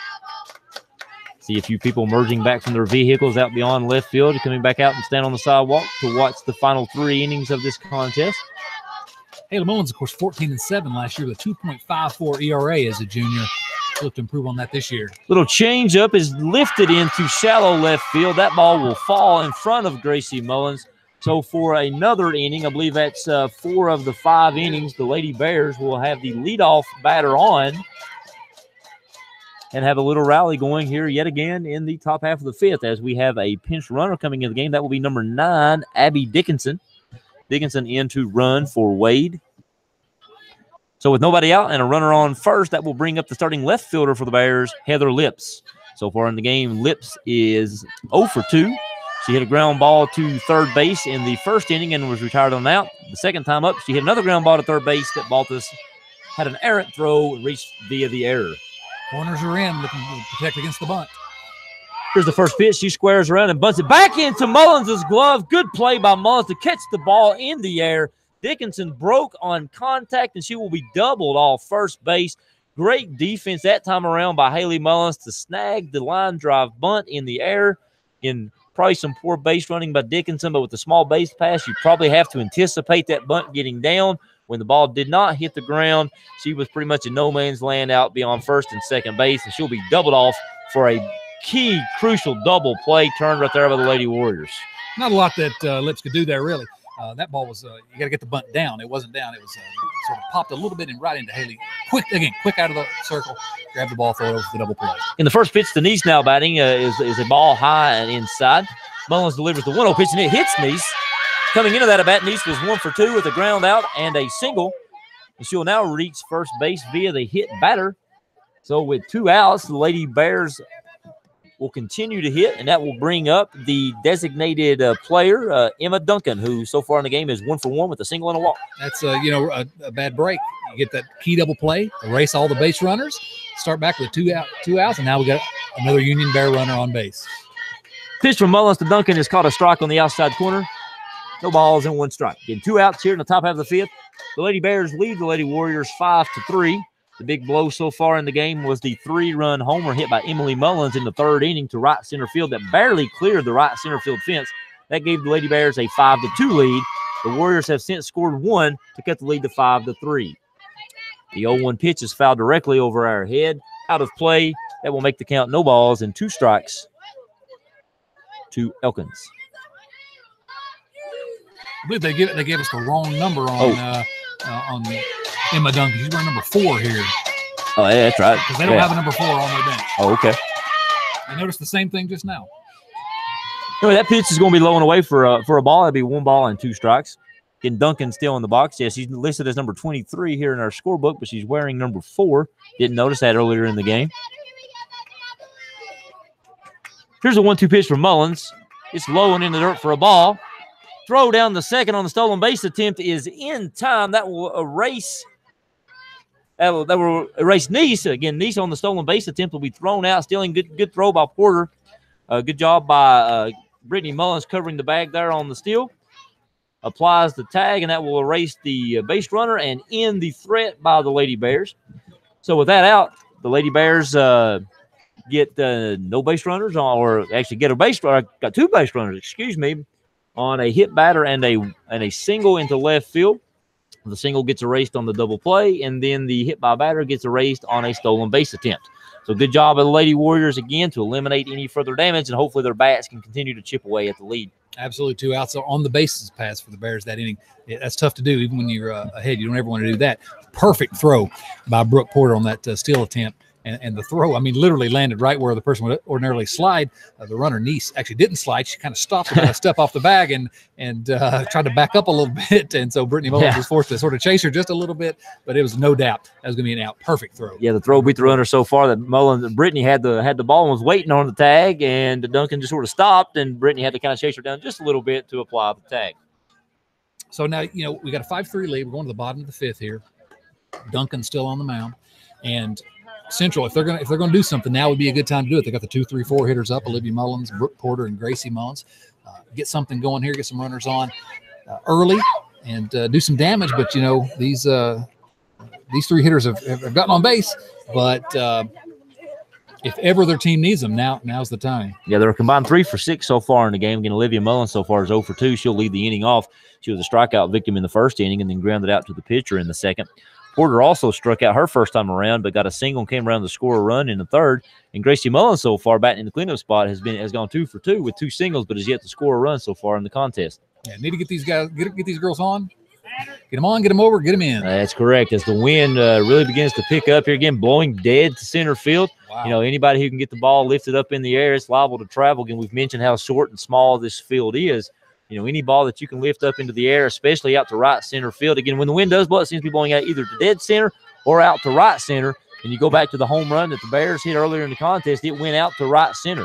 So any ball that you can lift to center field or out towards right will carry a little bit further thanks to the wind. That wind will pick it up, no doubt about it. First pitch to Olivia Mullins is low and in the dirt for a ball. We talked a lot in pregame about Central having all this power, and it's the Union player has the only home run. So, but don't be surprised if here one of these last at bats. It's about the 3-run home run so far, the difference in the game. It is. The 1-0 pitch from Duncan to Mullins is dribbled in front of the third baseman. First baseman covers and throws it into right field. Olivia makes the turn, will race into second base. The right fielder, Mullins, was unable to come up with the ball as it ricocheted off the fence, giving Mullins enough time to advance to second base. Again, a little slow chopper between the pitcher and the third baseman. A little confusion over who was going to take charge. Duncan took charge out of the pitcher circle, tried to fire it over in time to beat Mullins racing down to first base, but the throw went wide, drifted out into right field, allowing Mullins to reach second base. Such a tough play because you got to get rid of it quick. She was trying to make a quick play, barehanded it, and just made a bad throw. But as we said, got the leadoff hitter on now. Wasn't a hit, but got a leadoff hitter on. Yep. First pitch to Brooke Porter is fouled directly back in. That's a single by Mullins. Not hit very hard, but it's just one of those balls that's a tough play for the infield to make. So a single on the hit, but then a mistake on the throw. The throw goes into right field. So Mullins will advance to second on the throwing error. And you're right. She was going to be safe no matter where, whether the throw was good or bad. The 0-1 pitch from Duncan to Porter. Inside, nearly hit her. Porter backs out of the way, avoids the ball making contact with her. She'll stay in the box. Brooke reminds me, seems to me, be one of those batters that doesn't want to get hit. She wants to hit. Oh yeah, I'm telling you, she loves hitting and she's really good at it. The 1-1 pitch is outside for a ball 2. Throw back to Duncan, falls out of her glove and drifts out towards second base. No one's advancing on the throw. And again, Brooke was second on the team last year in home runs with 5, so she's a hitter that can tie the game up in a hurry here. Duncan gets her sign. Here's the 2-1 pitch. Swung on and driven into right field. Good catch made by Mullins for the Bears out there. It was hit pretty much right to her. I think the fence is about 200. Porter probably hit that ball about 190 feet, but unfortunately for her, it was right to Mullins. Good heads-up base running, though, by Olivia Mullins, who tagged up on the fly ball. So on the fly ball out by Porter, Olivia Mullins advances to third. And with 1 out, that will bring up Gracie Mullins, who is 2 for 2 in the contest with 2 singles. Use another one of those singles right here, Chris. Pitch is caught a strike on the inside corner to Gracie. That'll make the count. No balls and 1 strike. You need a hit right here, or at least a fly ball maybe out to the outfield, or at this point in the game, maybe a ball in play will score the run. The 0-1 pitch is low and in the dirt. That will even the count at 1 ball and 1 strike to Gracie Mullins. Gracie, a .356 hitter last year as a junior. She hit a couple of home runs as well. And Gracie, the starting left fielder here for the Lady Warriors. Here's the 1-1 pitch from Duncan to Mullins. It's inside for a ball. 2 balls and 1 strike. Duncan really working on the inside corner this inning. She bends over, puts a little bit of dirt on her hand, maybe drying some of the moisture that we have here on the field now. Wipes the dirt off on her leg. And the 2-1 pitch to Gracie Mullins is swung at and driven into right field to Mullins, who cannot come up with the catch.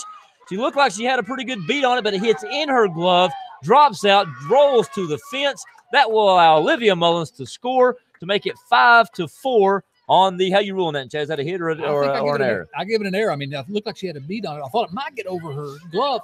She extended her arm, didn't really leap, hit right in the center of her glove, and bounces out. 2-base error on the right fielder, Mullins. And, hey, there we go. There you go. Pull close. Yep. And you still got a runner in scoring position with a really good hitter coming up. Sophomore Hannah Carter. Yeah, that's probably a play that Mullins got to come up with. It's a tough play, but one that probably going to be ruled an error. I'm gonna pull the official score book out on you. Is that an error, or do you count that as a sacrifice for the batter? She would have scored anyway. Does that count as an at bat? No, I don't have any. Oh, no, I did. Oh, on the first pitch here to Hannah Carter, it hits her in the wrist. The umpire blows it dead, and he is going to award Hannah Carter the base on the hit by pitch. I thought that ball might have hit the knob of the bat there, the way she pulled away from it. I believe Duncan is arguing that into her dugout, wanting the coaching staff to maybe come out and challenge that. She felt like the ball maybe hit the knob of the bat. The umpire will disagree. She will award Hannah Carter the base. I just got a text that said that was E9. E9. So we do have somebody listening to us who is the only person, my father. The only person, your father, who I thought I saw standing out center field there earlier in the game. Here to watch his granddaughter. So it's two Dotsons siding with each other. All right, so with 2 on and 1 out, that will bring up for the Lady Warriors the starting right fielder, Olivia Basham. In the game so far, Basham is 0 for 2. She flew out to shortstop and hit a line drive to the shortstop. And here in a spot to do some damage, maybe give the Warriors a chance to tie the game up. The next pitch is inside for ball number 2. 2 balls and no strikes. And the Warriors with 1 run already here in the bottom half of the 5th. One thing you'll notice, every pitch, runners are taking big jumps off the base. Fielders are moving. A lot of action, softball. And the 2-0 pitch from Duncan to Basham is inside for ball 3. Continuing to try to work on the inside, get these hitters off balance a little bit, but she's working a little bit too much inside to this batter. And I was just corrected by the umpire. He now says it's 2 balls and 1 strike. So the 2-1 pitch from Duncan to Basham is a swing and a miss on a pitch inside. It looked like it may have been a little inside for ball number 3. Basham could not lay off, swings through it, and that will even the count at 2 balls and 2 strikes. Then you got Gracie Mullen standing at second, Hannah Carter at first. There's a ground ball hit to the third baseman. She steps on third, fires it across the diamond for a double play. It looks like a replay of what the Lady Warriors were able to do previously. Again, Basham with a hard hit ground ball to Nice at third. She fields it, steps on the bag to retire. I believe that was Gracie Mullins at second, going to third. Fires it across the diamond to Schuler at first base for the double play. That will end the rally. So after 5 complete innings, it's the Lady Bears 5, the Lady Warriors 4. You know, live by the double play, die by the double play. Central had a really good play to get out of an inning with a double play a little while ago, and they're in a really important spot for Central. The 2 runners on base and less than 2 outs. Good contact by Olivia Basham, certainly, but right at the third baseman, all she had to do was step on the bag, toss it across, and Basham a quick runner, but certainly not quick enough to get there at that time. So, but still, Central gets a 1 run back. Yep, still in the game. So ever since it was 5-2, you know, Lady Warriors have scored a single run there in the 5th inning. They scored a run in the 3rd. So after falling behind 5-2, they have chipped away and cut the deficit to 5-4. Again, going back to that double play ball hit by Basham, you know, it wasn't hit no more than 2 or 3 feet off of the third base bag. So Nice really didn't have to range too far. She was able to, field that ball. Maybe, took 1 or 2 steps at most to her right, stepped on the bag, fired it over to first base. Again, shorter bases, but when the ball's hit that close to third base on the force out, not a whole lot Basham could do to beat it out. No, nothing she could do there. So just a tailor-made double play. But the long and short of it here is 5-4 lead for Union, and they've got their 8-9-1 hitters up. So Haley Mullins really wants to get these 8-9 hitters out if she can, and get a couple quick outs before we flip it back over to the top. That's right. Again, another big pitching inning, defensive inning. You chipped away, you cut it to 5-4. If you can get off the field here on the defensive side and get back in here and hit again, maybe get a little bit of momentum. So now here as we go to the top of the 6th, here with the play-by-play, here's Chad. All right, Emma Duncan will sit back in. Of course, she was batting last inning when this third out was made on the caught stealing at second base. She'll start with a fresh count, and now that count is 1 ball and no strikes. Duncan steps out, takes a look down at her coach, and he turns around, doesn't give her a sign, so she steps back in the box. She'll take the 1-0 pitch from Haley Mullins here, right down the middle, but look a little low, and that'll be called ball 2, 2 balls and no strikes. I've noticed here in the girls' softball game compared to the boys' game, the dugouts are a lot more vocal, a lot more chatter coming from the dugouts that appears in the softball game compared to the baseball game. Strike 1, 2-1. There's no doubt about that. And if you're a father of a softball player over the years, you hear some of those chants that they do in your sleep.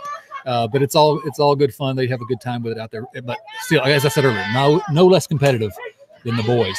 Emma Duncan will take strike 2 on the outside corner, and that'll even the count at 2 balls and 2 strikes. I'm a father of some youth baseball players. I know the younger the kid, the more vocal they are. They are. It's the full count now. She takes ball 3 off the outside half. As they get a little older, I guess the boys are not exactly as vocal. You got to get them worked up. Full count pitch here. Swing and a miss. That pitch was way outside. Emma Duncan goes out chasing it with the full count, trying to protect the plate with 2 strikes, and instead she'll be the first out of the inning. Batter here is going to be Micah Elkins. Micah Elkins, of course, started the game at second base. She was pinch hit for last time by Jordan Jones. Elkins singled in her one plate appearance so far. She's been reinserted into the game, and she will hit here with one out. Infield comes way in right here for this at bat. Expecting her to either slap it or to and that was a little slap hit. That's something you don't see often, but some players in softball swing and a miss for strike one. We'll do this little running slap to try to slap it through between the shortstop and the third baseman. A pretty good scouting report here by Coach Sturgill, knowing that this is a threat, and they bring the infield in. And she slaps it over the head of the second baseman, who's also playing in. Lands right in front of Olivia Basham, covered it quickly, but a really good piece of hit. Usually the slap, you're looking to go opposite field. That time she pulled it a little bit and gets a single.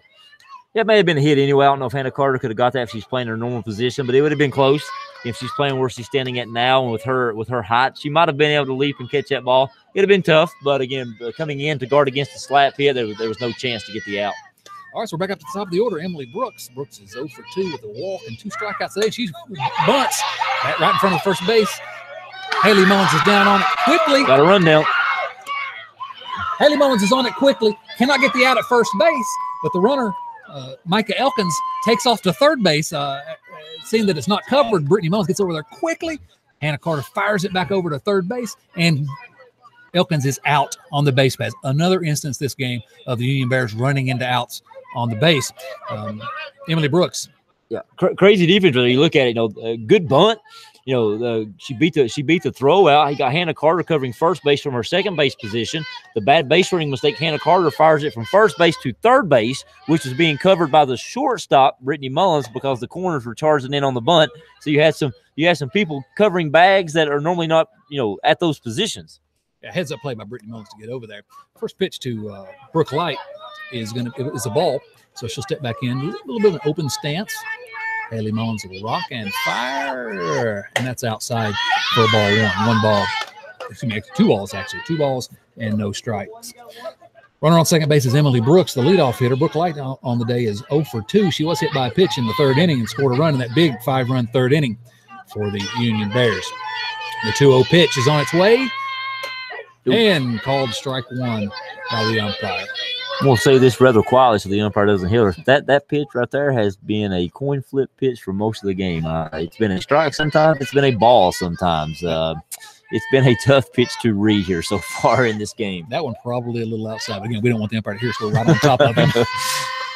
The 2-1 pitch is way inside, and that's ball 3. 3 balls and 1 strike. So hitters count here for Brooke Light, who has grounded out to the pitcher twice today. With Duncan on deck, who had a double in the third inning, Haley Mullins would probably like to get Light out right here and leave Duncan in the on-deck circle. That won't happen. That's ball 4. Light will make her way down to first base. And now again, Union Bears are threatening. Runners on first and second with 2 away. And the hitter is going to be Marley Duncan, your third hitter. Duncan, of course, on the day is 1 for 2. She's doubled and scored a run in the third, struck out in the first, and she walked in the fourth inning. It's a real big at bat now because you got Emily Mullins in the on deck circle. Again, Emily Mullins with a difference with that 3-run home run in the third inning. Really want to get the Marley Duncan out here. That's going to be ball 1 outside. Yeah, if you're Haley Mullins, you really want to finish the inning here. Let's not fool around with the all-conference player Emily Mullins. Marley Duncan will step back into the batter's box. Duncan trying to help her own cause. The pitcher for Union. Here's the pitch. Swung and grounded into the shortstop, Brittany Mullins. The ball bounces off her glove. All hands are safe. Emily Brooks comes around to score from second, and that's going to be an error on Brittany Mullins that allows that run to score. Union takes a 6-4 lead. Yeah, not a good player out there for Brittany Mullins. For one, she made the mistake on the error. Everyone was going to be safe on the error, but in the attempt to try to dive to the second base bag, she kind of sort of just laid there for a little bit, and it allowed the runner at third to advance at home. She got up a little bit quicker. I believe they could have kept the runner from scoring, but it took her a little while to get up, and the runner, good heads-up base runner. I know we've commented before about the Lady Bears not doing a great job running the bases. That was pretty good base running right there by Brooks to come around and score, and capitalizing on the fact that Mullins was not in a position to fire the ball home from the second base bag. and that will give the Bears a 6-4 lead. Well, Mullins, second team all-conference as a second baseman last year. She's an outstanding fielder, probably the best fielder on this team. I think she was looking to get that ball quickly to second base because she had to hurry to get to second base for that third out, and just looked up a little bit. The ball bounces off her glove and away from her, and all hands are safe. Porter was sort of waving her hands, throw it, and they just couldn't get it in time to keep Brooks at home. Yeah, I'm not sure she had enough time. It wasn't hit very sharp. I don't know if she had enough time to really get Duncan at first. The play was probably at second base. Looked like she did try to rush the play, maybe shovel it over to Hannah Carter for the out, but couldn't get the ball out of the glove, booted it, and that will lead to a Bears run. 6-4 Bears, and who do we have coming up again? Emily Mullins, who hit the big 3-run home before, and she's got 2 runners on. For the third straight at bat, she has 2 runners on base. First pitch from Haley Mullins on its way. That ball bounces in front of the plate. Brooke Light out there dancing off of second base, but it's going to be ball 1 on the batter. No one advances. Looked like a change-up pitch, maybe trying to get her out in front so she can't drive one to right center field like she did in the third. Probably so. Pitching coach Hannah Blanton for Central came out to talk to her before this play.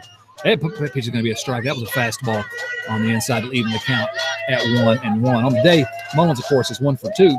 She walked in the second inning, hit that big 3-run home run in the third, and then she grounded into that double play back in the fourth. Oh, the 1-1 pitch looked like could have been called either way. That's strike 2, though. Looks like the approach of this at bat against Mullins is to throw her inside, jam her inside. Again, the home run she hit was out over the plate. Porter seems to be setting up on the inside corner. They're trying to jam Mullins on the inside plate. The 1-2 pitch, way outside. Mullins won't chase. They'll leave the count up at 2-2. You're right. Don't want to let her get her arms extended. No. Again, maybe working both sides of the plate. 2 straight fastballs in for strikes. On the 1-2 pitch, she throws it in the left-handed batter's box for a ball. 2-2 pitch, way high. That's going to run the count full. Union's players in the dugout really excited, overly excited in the dugout. They see a chance here to break this game wide open and get a win over their big rivals, the Central Warriors. Again, Mullins came back inside on that 2-2 fastball, just missed a little up and in. Pitch. Swung on in line right to Keely Balthus. Keely Balthus, a really nice play, sort of a half dive to grab that ball. Good play by Keely Balthus, who's made a couple of fine defensive plays since making that error earlier in the game. And that'll end the inning. They'll be out number 3. So the Bears do get 1 run on 2 hits and 1 error. And at the end of 5.5, we go to the bottom half of the 6th inning. The Bears extend that lead a little bit, 6-4. Again, Haley Mullins coming inside through on that payoff pitch, an inside fastball. Mullins got out in front of again, hit another ball to third base. And after the home run, she hit that ground ball double play to Keely Balthus in her previous at bat, and then that time hits a little soft line drive. Couldn't quite tell if it was going to be a fair or a foul ball. When Balthus came down, she was in foul ground, so it'd have been borderline. If she'd have missed it, it would have been near the chalk. I think it might have gone foul, but again, a good diving stop by Balthus over at third base to get the Lady Warriors out of the inning. Again, we'd like to thank tonight's game sponsor, again, Evan Sturgill Photography, allowing for us to bring this game to you. Evan Sturgill Photography specializes in children, family, and high school and senior portraits. If you'd like to schedule a session with Evan, you can email him at info@evansturgillphotography.com or give him a telephone call at 423-863-7717. Marley Duncan back out on the hill here for the Union Bears. And, of course, Duncan has pitched the entire game, 5 innings at this point, 4 runs allowed on 5 hits. Central, we've been talking about their bats all game long, and just 5 hits. It's time to really get these bats moving if they want to come back, because time is running short. 6 outs remaining. They're going to have Central's going to have the 7, 8, 9 hitters up this inning. So as we've said, if that bottom of the order, and they've done it before with this team, if the bottom of the order can do their job, that's what we're going to need to get it back around the top. Looks like we're going to have a pinch hitter here. It's going to be number 35, Callie Mullins, will be pinch hitting here in the bottom of the 6th. So we're going to have another pinch hitter in the on-deck circle as Gabby Hall is standing in the on-deck circle. All right. Marley Duncan reached down, gets a handful of dirt, wipes it on her pants. She'll fire towards home, and that ball is low and away for ball 1 to Callie Mullins. Ball gets away from the catcher just a little bit. She takes her time getting it back out to the pitcher. Duncan again, reaching down and grabbing some dirt. Taking a lot more time right now than she's taken before. Doesn't want to give up her runner to start this inning. Ooh, that pitch is way outside, but the umpire calls it a strike. 1 ball and 1 strike. I'm done guessing on what that pitch is going to be called. I'm just going to wait for him to make his decision. Me too. It's just we got a great view of it up here. Yep. And that was the exact same pitch, and it's ball 2. Yeah. 2 balls and 1 strike. I mean, we've seen pitches that have crossed the chalk in the left-handed batter's box called a strike. We've seen it called a ball. We've seen it be in the batter's box called a strike and a ball. 2-1 pitch is outside for ball 3. You know, I never say anything to umpires because usually you can't tell. Here, I can't tell if it's low or high very well. But you can certainly see the way we're literally right directly behind home plate. You can tell if it's outside or inside, and maybe we got a better view. Now, that pitch was outside half for strike 2. Without question, that was a strike. So, again, full count to the pinch hitter, Callie Mullins. Mullins, the sister of left fielder Gracie Mullins for Central. And she takes ball 4 a little bit low. So, close pitch to try to take on a full count. Again, the umpire side, it was a little bit low, and that'll be a leadoff walk. So, Lady Warriors with a chance here again. Down by 2 in the final 2 at-bats. You know, chip away the best you can. Get that leadoff hitter on. And you're right, it's really hard. I don't know how she took that ball because it looked like a strike from here. Interesting what's happening here. Callie Mullins pinch hits for Reagan Dotson and walks and gets on base. And now Reagan Dotson's going back in to pinch run for Callie Mullins. The first time Reagan Dotson has ever been asked to pinch run. Rumor is she is the fastest of the Dotson clan. Well, she's faster than me. We'll give her that, certainly.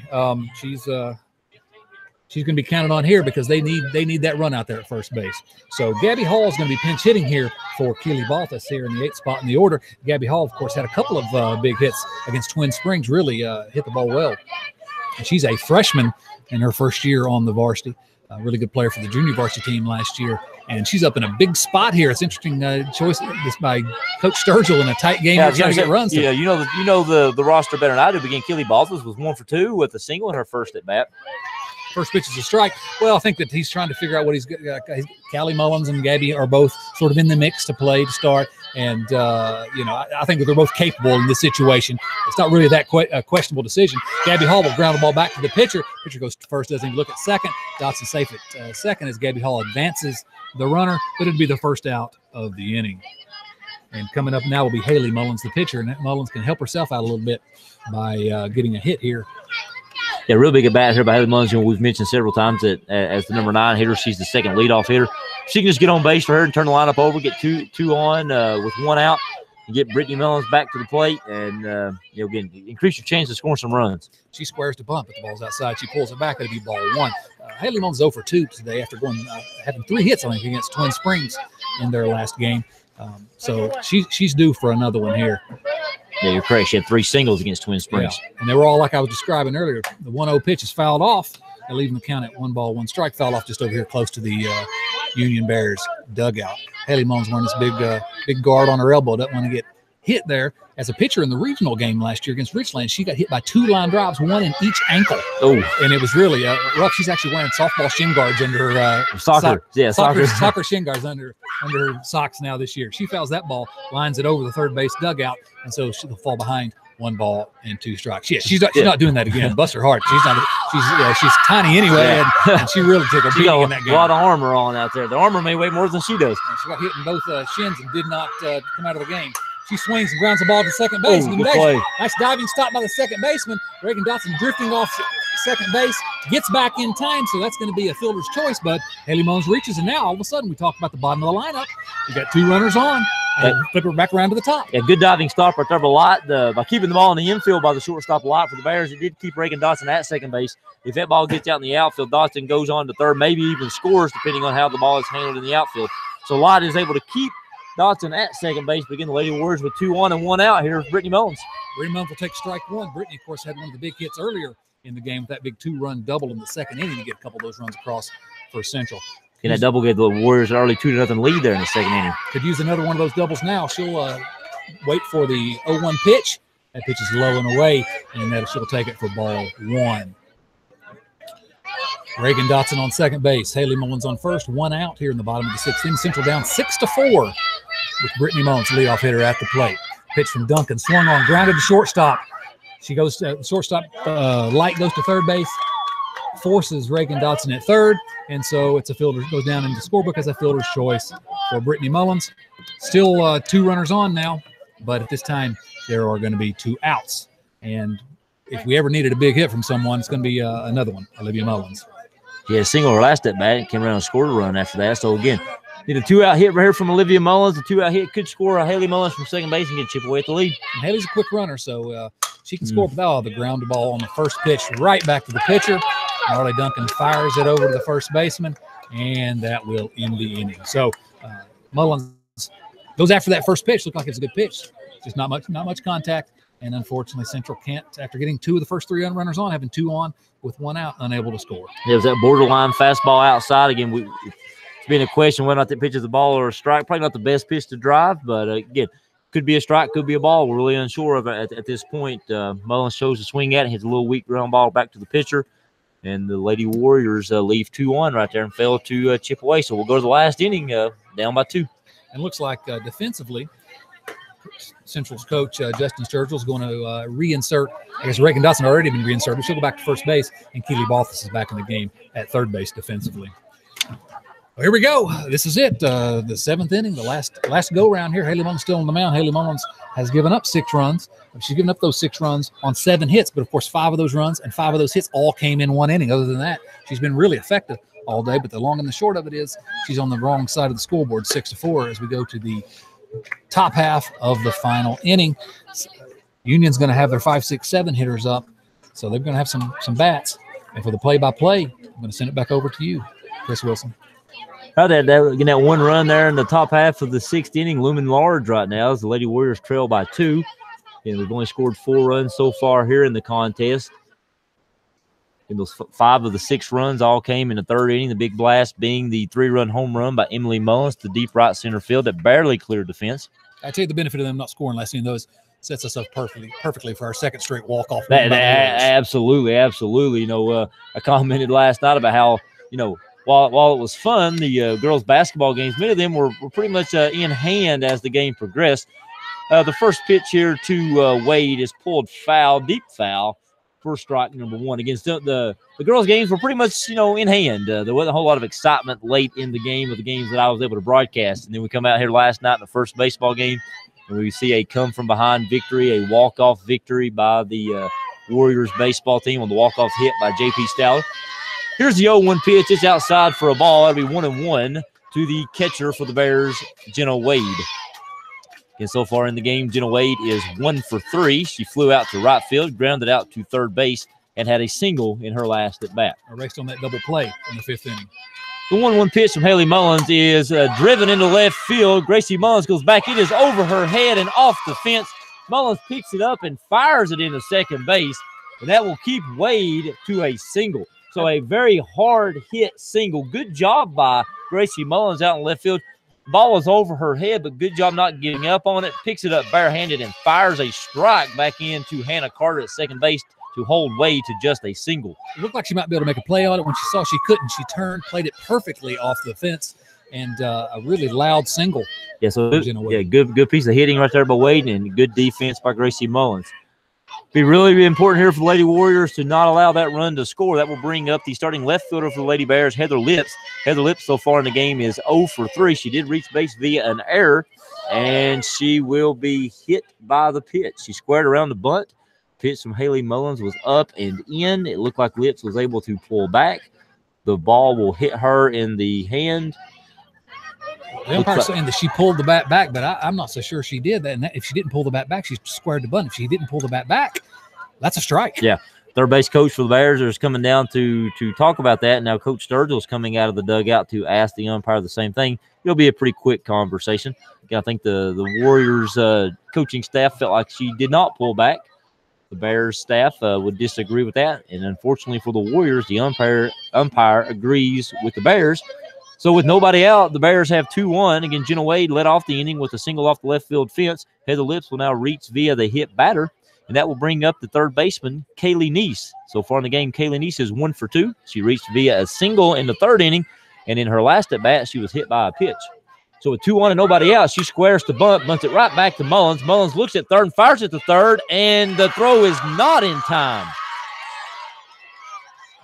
Bang play over there. I thought she might have gotten her, but she makes a choice to try to get the lead runner, and now we're in all kinds of trouble with bases loaded and no outs. It was good stress by Balthus. Balthus played it about like a first baseman. Mullins came up and fired it over there. Again, Umpire's in the best position. He's playing over in the shortstop hole, so he had a good view of that.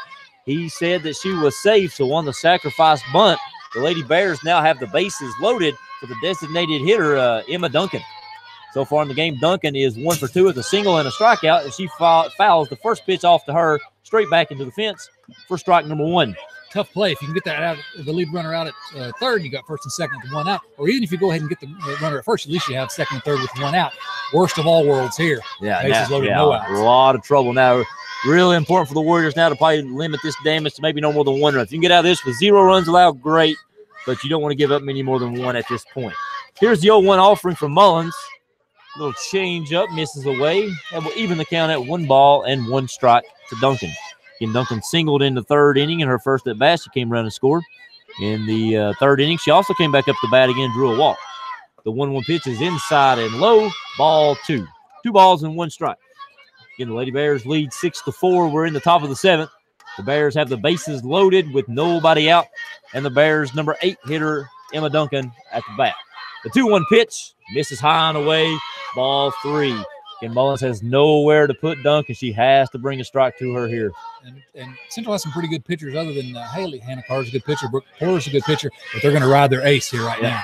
And the 3-1 pitch swung at and popped up to Hannah Carter at the second base. She takes a couple of steps back, squeezes the easy little pop-up. Huge out right there for the Lady Warriors. What makes it huge is, 1, you get an out. 2, they didn't score a run, and everybody has to hold where they were.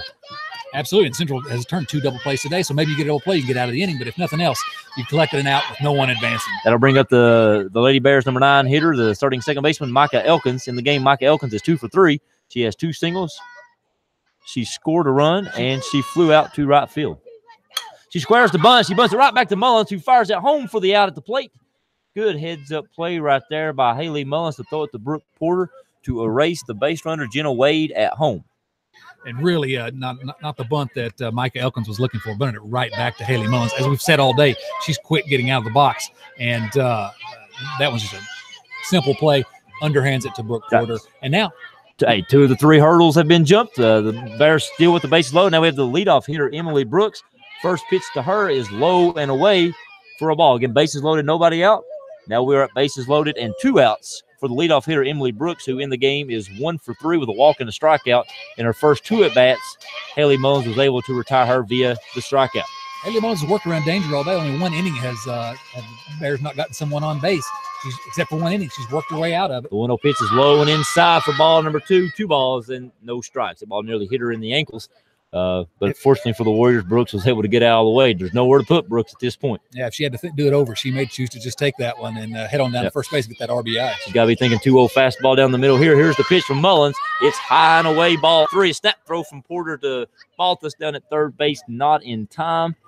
And now, after getting out of the bases loaded, no out jam to get 2 outs, Haley Mullins falls behind Brooks, 3 balls and no strikes. I'm going to assume she's probably taken all the way here on the 3-0 pitch. Nope, she's not. She lifts a little weak fly ball on the left. Gracie Mullins comes racing in to catch it, much to the disgust of the third base coach for the Lady Bears, who throws his hands up, puts them on his head. Can't believe she swung at the 3-0 pitch.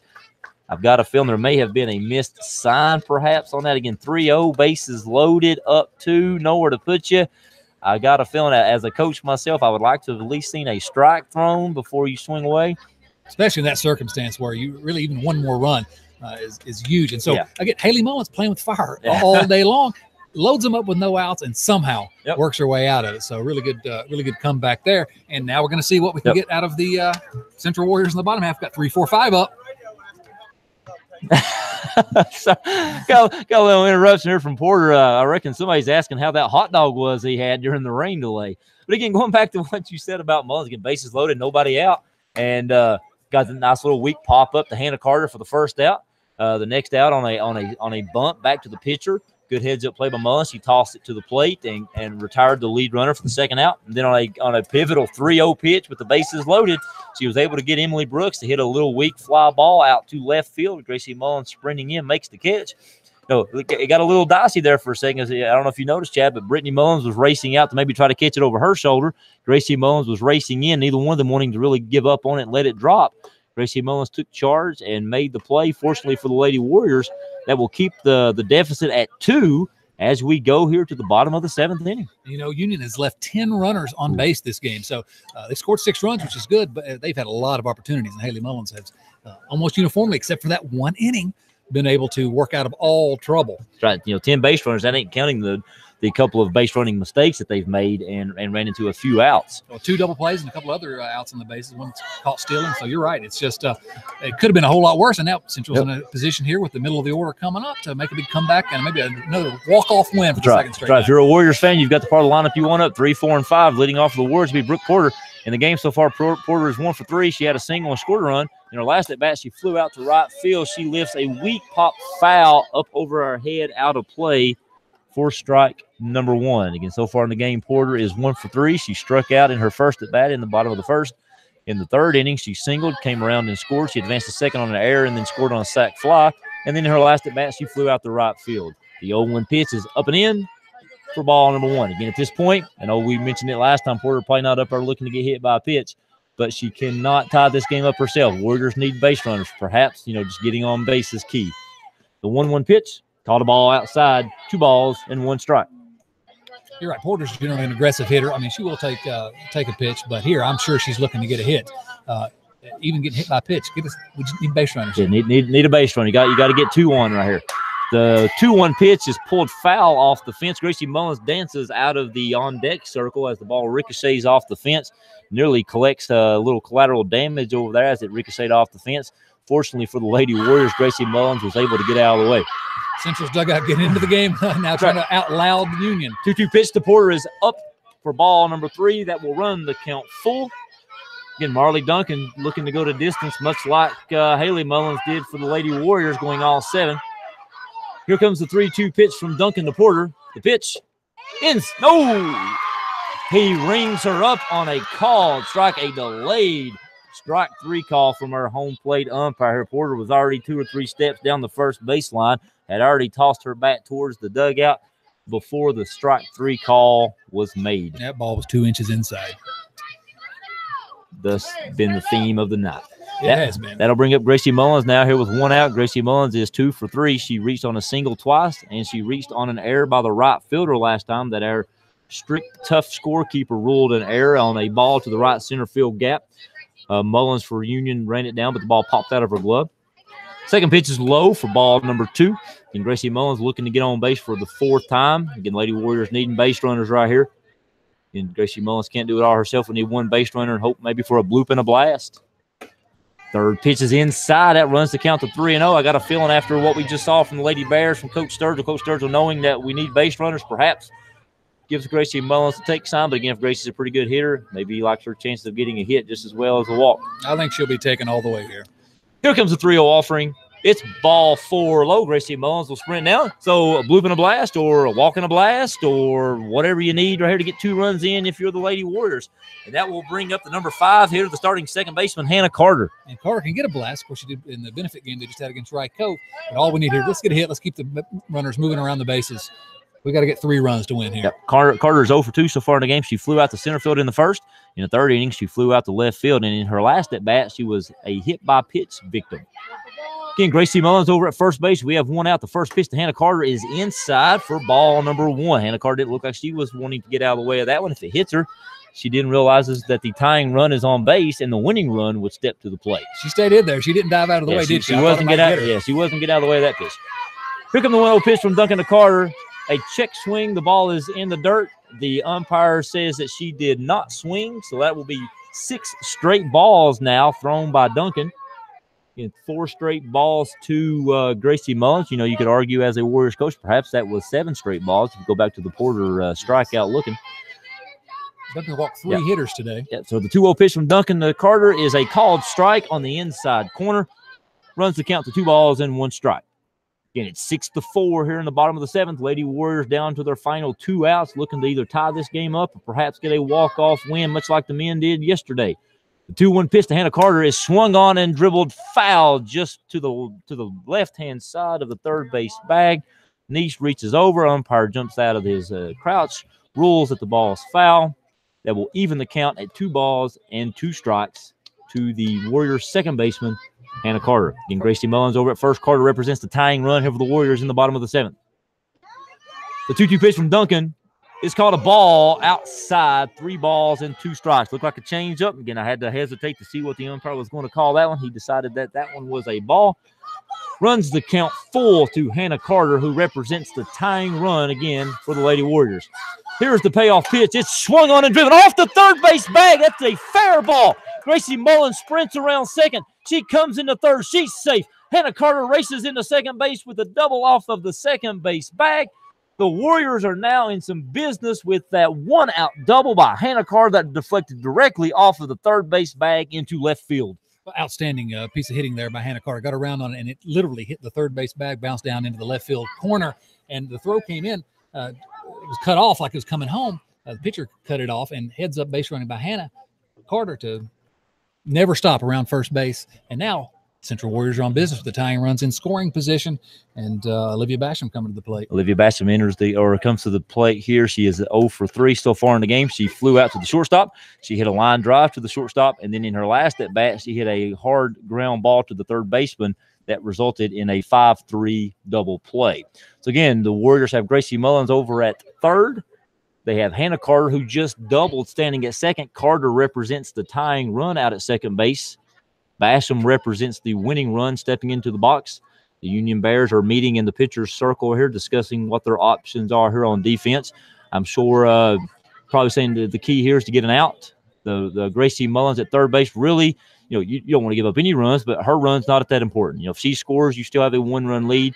Again, it takes you back to that error there in the top half of the 6th inning that the Warriors committed at shortstop that gave the Bears that extra run at this point. Let's hope that run's not important. That's why they went from the 5-4 game to a 6-4 game. We're ready to resume play. The umpire signals play. Basham in the box. Here comes the pitch from Duncan. It's outside and away for ball 1. 2 runners on, and out there at second base, Hannah Carter runs really well, so she could conceivably score if the ball's hit to the outfield. Plenty of speed on the base pass. The 1-0 pitch to Basham is inside for ball number 2. Now 2 balls and no strikes. And that called strike 3 to Porter to lead off the inning, looking large right now. You'd assume she would have come around the score on the double, but instead she's back in the dugout. The 2-0 pitch is swung on and fouled directly back from Basham. A good hard swing from Basham. Looked like she was looking to win the game with one swing of the bat. She was right on that. And she does have home run power, but she really good swing and fouled directly back. She was just barely off. Like just underneath it, fouled it straight back. Here's the 2-1 pitch to Basham. It's swung on and pulled foul over the third base side fence into the stands where the home side is sitting here. A fan wrapped up in a blanket trying to stay warm retrieves the ball, tosses it back into play. The foul ball will even the count at 2 balls and 2 strikes. And that's a sort of a common thing for Olivia Basham. She is generally a pull hitter, a dead pull hitter, and she can hit the ball hard, but she's not going to go the other way too often. It'd be nice to her to hit one down to the corner like Hannah Carter did. 2 balls and 2 strikes. Here's the pitch from Duncan to Basham. It's in the dirt and low. Racing in from third base is Gracie Mullins, and she is tagged out at the plate. Good job all way to sprint to the backstop to retrieve the ball. Marley Duncan races home to cover the plate. Gracie Mullins sprinting in trying to score on the wall pitch, was unable to do so. And Mullins was moving all the way. She never hesitated. She took off as soon as the ball got past the catcher. A really nice play by Jenna Wade to get on it quick. And of course, there's not much of a backstop here behind the plate. And if the ball bounces right back at you, you've got no chances of running. Great play to find the ball and deliver it back to Duncan for the tag at the plate. Count is now full. Here's the payoff pitch. It's swung on and fouled directly back over our head. It will remain a full count. So to reset what we have now, Hannah Carter is at third base, no longer representing the tying run. The tying run is now at the plate in the form of Olivia Basham. Running the tying runs on both on base in scoring position with 1 out. Boy, a lot tougher for the Warriors now. Yep. Here's the payoff pitch. It's swung on and fouled again. Pulled foul off the Warriors' dugout. Count will remain full. Good at bat so far here by Olivia Basham. She's had 2 foul balls here with 2 strikes. This will be, I believe, about the 8th pitch that she has seen here in this at-bat. Marley Duncan toes the rubber. Delivers the payoff pitch. It's inside again. Basham pulls it again. Foul. Good at-bat by Basham. That looked to maybe be ball 4, but again, similar pitch to what we saw Brooke Porter get called out on in the first at bat here of the inning. I'm sure Coach Scherz will tell him if it's close, you got to be swinging with 2 strikes with this umpire. Duncan gets the sign. Here's the payoff pitch to Basham. It's low for ball 4. Basham will reach base via the walk. So Basham, the tying run, will now jog down to first base. And that will bring up Callie Mullins. That'll bring up Callie Mullins again, coming to bat as a pinch hitter. Yep, she's being reinserted to hit again after batting last time and then being removed from the game. So it'll be all up to Callie Mullins here. Sorry, Callie Mullins stepping into the batter's box. She will represent the winning run for the Lady Warriors. Again, you have Hannah Carter over at third. You have Olivia Basham over at first. Basham representing the tying run. Again, we're down to our final out here in the bottom half of the 7th inning here at Dodson Field, home with the Lady Warriors. Again, Lady Bears still riding that 3-run home run all the way back from the 3rd inning. Lady Bears lead 6-4. Here comes the first pitch from Duncan to Mullins. It's a strike on the inside corner, strike 1. And Mullins thought that was a little inside. That one's a little closer than the one to Porter. That one might have caught the plate. Yeah, that one looked more like a strike than that one did, but again, the umpire said they were both strikes. No balls and 1 strike. Duncan delivers the 0-1 pitch to Mullins. She swings and misses at a pitch outside. No balls and 2 strikes. The Lady Warriors again down to their final strike. Duncan picks up some dirt, rubs it off on her pants. Sets to deliver the 0-2 pitch to Mullins, and who fouls it directly off the press box. It ricochets back. Good catch over there at first base by Mr. Lance Compton. Relays the pitch back to the pitcher. Basham, the tying run over at first base. She's a quick runner, but it's going to take a lot to score her from first base and tie this ball game up. Got to get a ball in play right here from Callie Mullins. Here comes the 0-2 pitch from Duncan. It's over the plate. It's line drive up the middle. Center fielder picks it up, fires it into second base. It will not be in time to get to Speedy Basham. Hannah Carter races in from third. That makes the game a 6-5 game. Huge hit from Callie Mullins on the line drive up the middle. How big is the air and how big is the play at the plate now for the Lady Warriors? The run that they give away with some defense there really just coming back to haunt them now because they're still behind by a run. Looks like Gabby Hall's going to bat again, but really nice piece of hitting by Callie Mullins. Hit it really hard up the middle. No chance for anyone to make a play on it. And hit so hard, actually, that it got to the center fielder so quickly. Yeah. They had a chance of getting Basham at second base. But, of course, she was heads-up play. And now runners on first and second. Your tying run is in scoring position now. And Gabby Hall needs to get something in the gap here. Again, good 0-2 piece of hitting by Callie Mullins. She fouled a pitch off, took the next 0-2 pitch, and line drive, hard shot right back up the middle, actually ricocheted into the pitcher circle. Here comes the first pitch to Duncan to Hall. It's a called strike down the middle, 0-1. And the Lady Warriors have the tying run at second base in the form of Olivia Basham. The winning run stands at first base in the form of Callie Mullins. Gabby Hall steps back into the box, down in the count 0-1. Here's the 0-1 pitch from Duncan to Hall. It's a ball outside to even the count at 1 ball and 1 strike. Gabby Hall, of course, a really, really nice-looking young player, but this is a freshman up in a big spot in her second varsity game ever. And you got the senior Haley Mullins standing in the on-deck circle hoping for an opportunity. The 1-1 pitch is swung on, foul tipped into the catcher's mitt for strike number 2. So for the 3rd batter in a row, Chad, the Lady Warriors are down to their final strike. That's all right. They're just like living on the edge. That's right. Duncan eyes the sign, delivers the 1-2 pitch to Gabby Hall. She swings and misses for strike number 3. Ball hits the dirt. Catcher fires it. Wade fires it over to Schuler, and that will end the ball game. Again, a good valiant effort by the Lady Warriors in an attempt to come back, but unfortunately the comeback falls 1 run short as the Lady Bears will leave Dotson Field 6-5 victors. And I think the Warriors will feel like they gave that game away, but all credit to the Union Bears. You know, this is the Bears team that was 7-13 last year. Central's expected to be in the chase to win the Mountain 7 district this year. They're one of the expected favorites in the district. And so here in the first district game, Union gets a huge win for a team that's really young and really don't know what they can be yet. I'm sure that's going to give them confidence going forward. They look awfully excited right now to beat Central, one of maybe their biggest rival. Yeah, a big win for Union again, kicking off the conference schedule, the conference season. The Lady Warriors will fall to 0-1. The Lady Bears, I assume, will improve to 1-0 now in the conference. I believe the Lady Warriors will rebound from that. They'll look to recover. Coach Sturge will get them back to work and see what they can do to improve on that. And again, it really came down to that 1 inning. The Lady Bears with that 3-run home, they scored 5 runs there in the top of the 3rd inning. They only scored 6 for the game, 5 of them coming in that 1 inning. Again, the difference being the 3-run home run. that came there in the inning. Lady Warriors fought back, left too many people on base.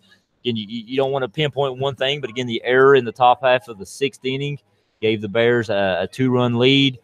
Base running mistake there at the end of the game. Not really a mistake, just a really good defensive play by the Bears. Wade pouncing on that wild pitch and tossing it to Duncan for the out of Gracie Mullins at home. Both teams made some mistakes. Just a good, hard-fought, close baseball or softball game. Yeah, there were plenty of mistakes. Not to just pin it on the one. That one run was crucial, but plenty of mistakes all along that could have made this a different game. Should have made it a different game. And you got to think Coach Justin Sturgill with Central. This is a sort of a brutal loss for the team. You certainly always want to beat a rival. That's always the case. But you really want a team that's a veteran team. Got a lot of guys, a lot of players with experience. Very few girls trying to work their way into the lineup.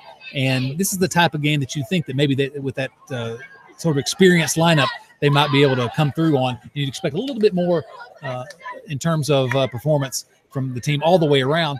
They've not had a chance to be on the field too much, but, neither is Union in terms of practice with all the weather problems. That's not going to define the season for the Central Warriors. Okay, they're going to have a great season. They're too good, but it's really got to be disheartening to start the season like that and put yourself in a hole in the district. Yeah, the game played out a lot like what we saw last night in the baseball game. Again, the first conference matchup for both teams.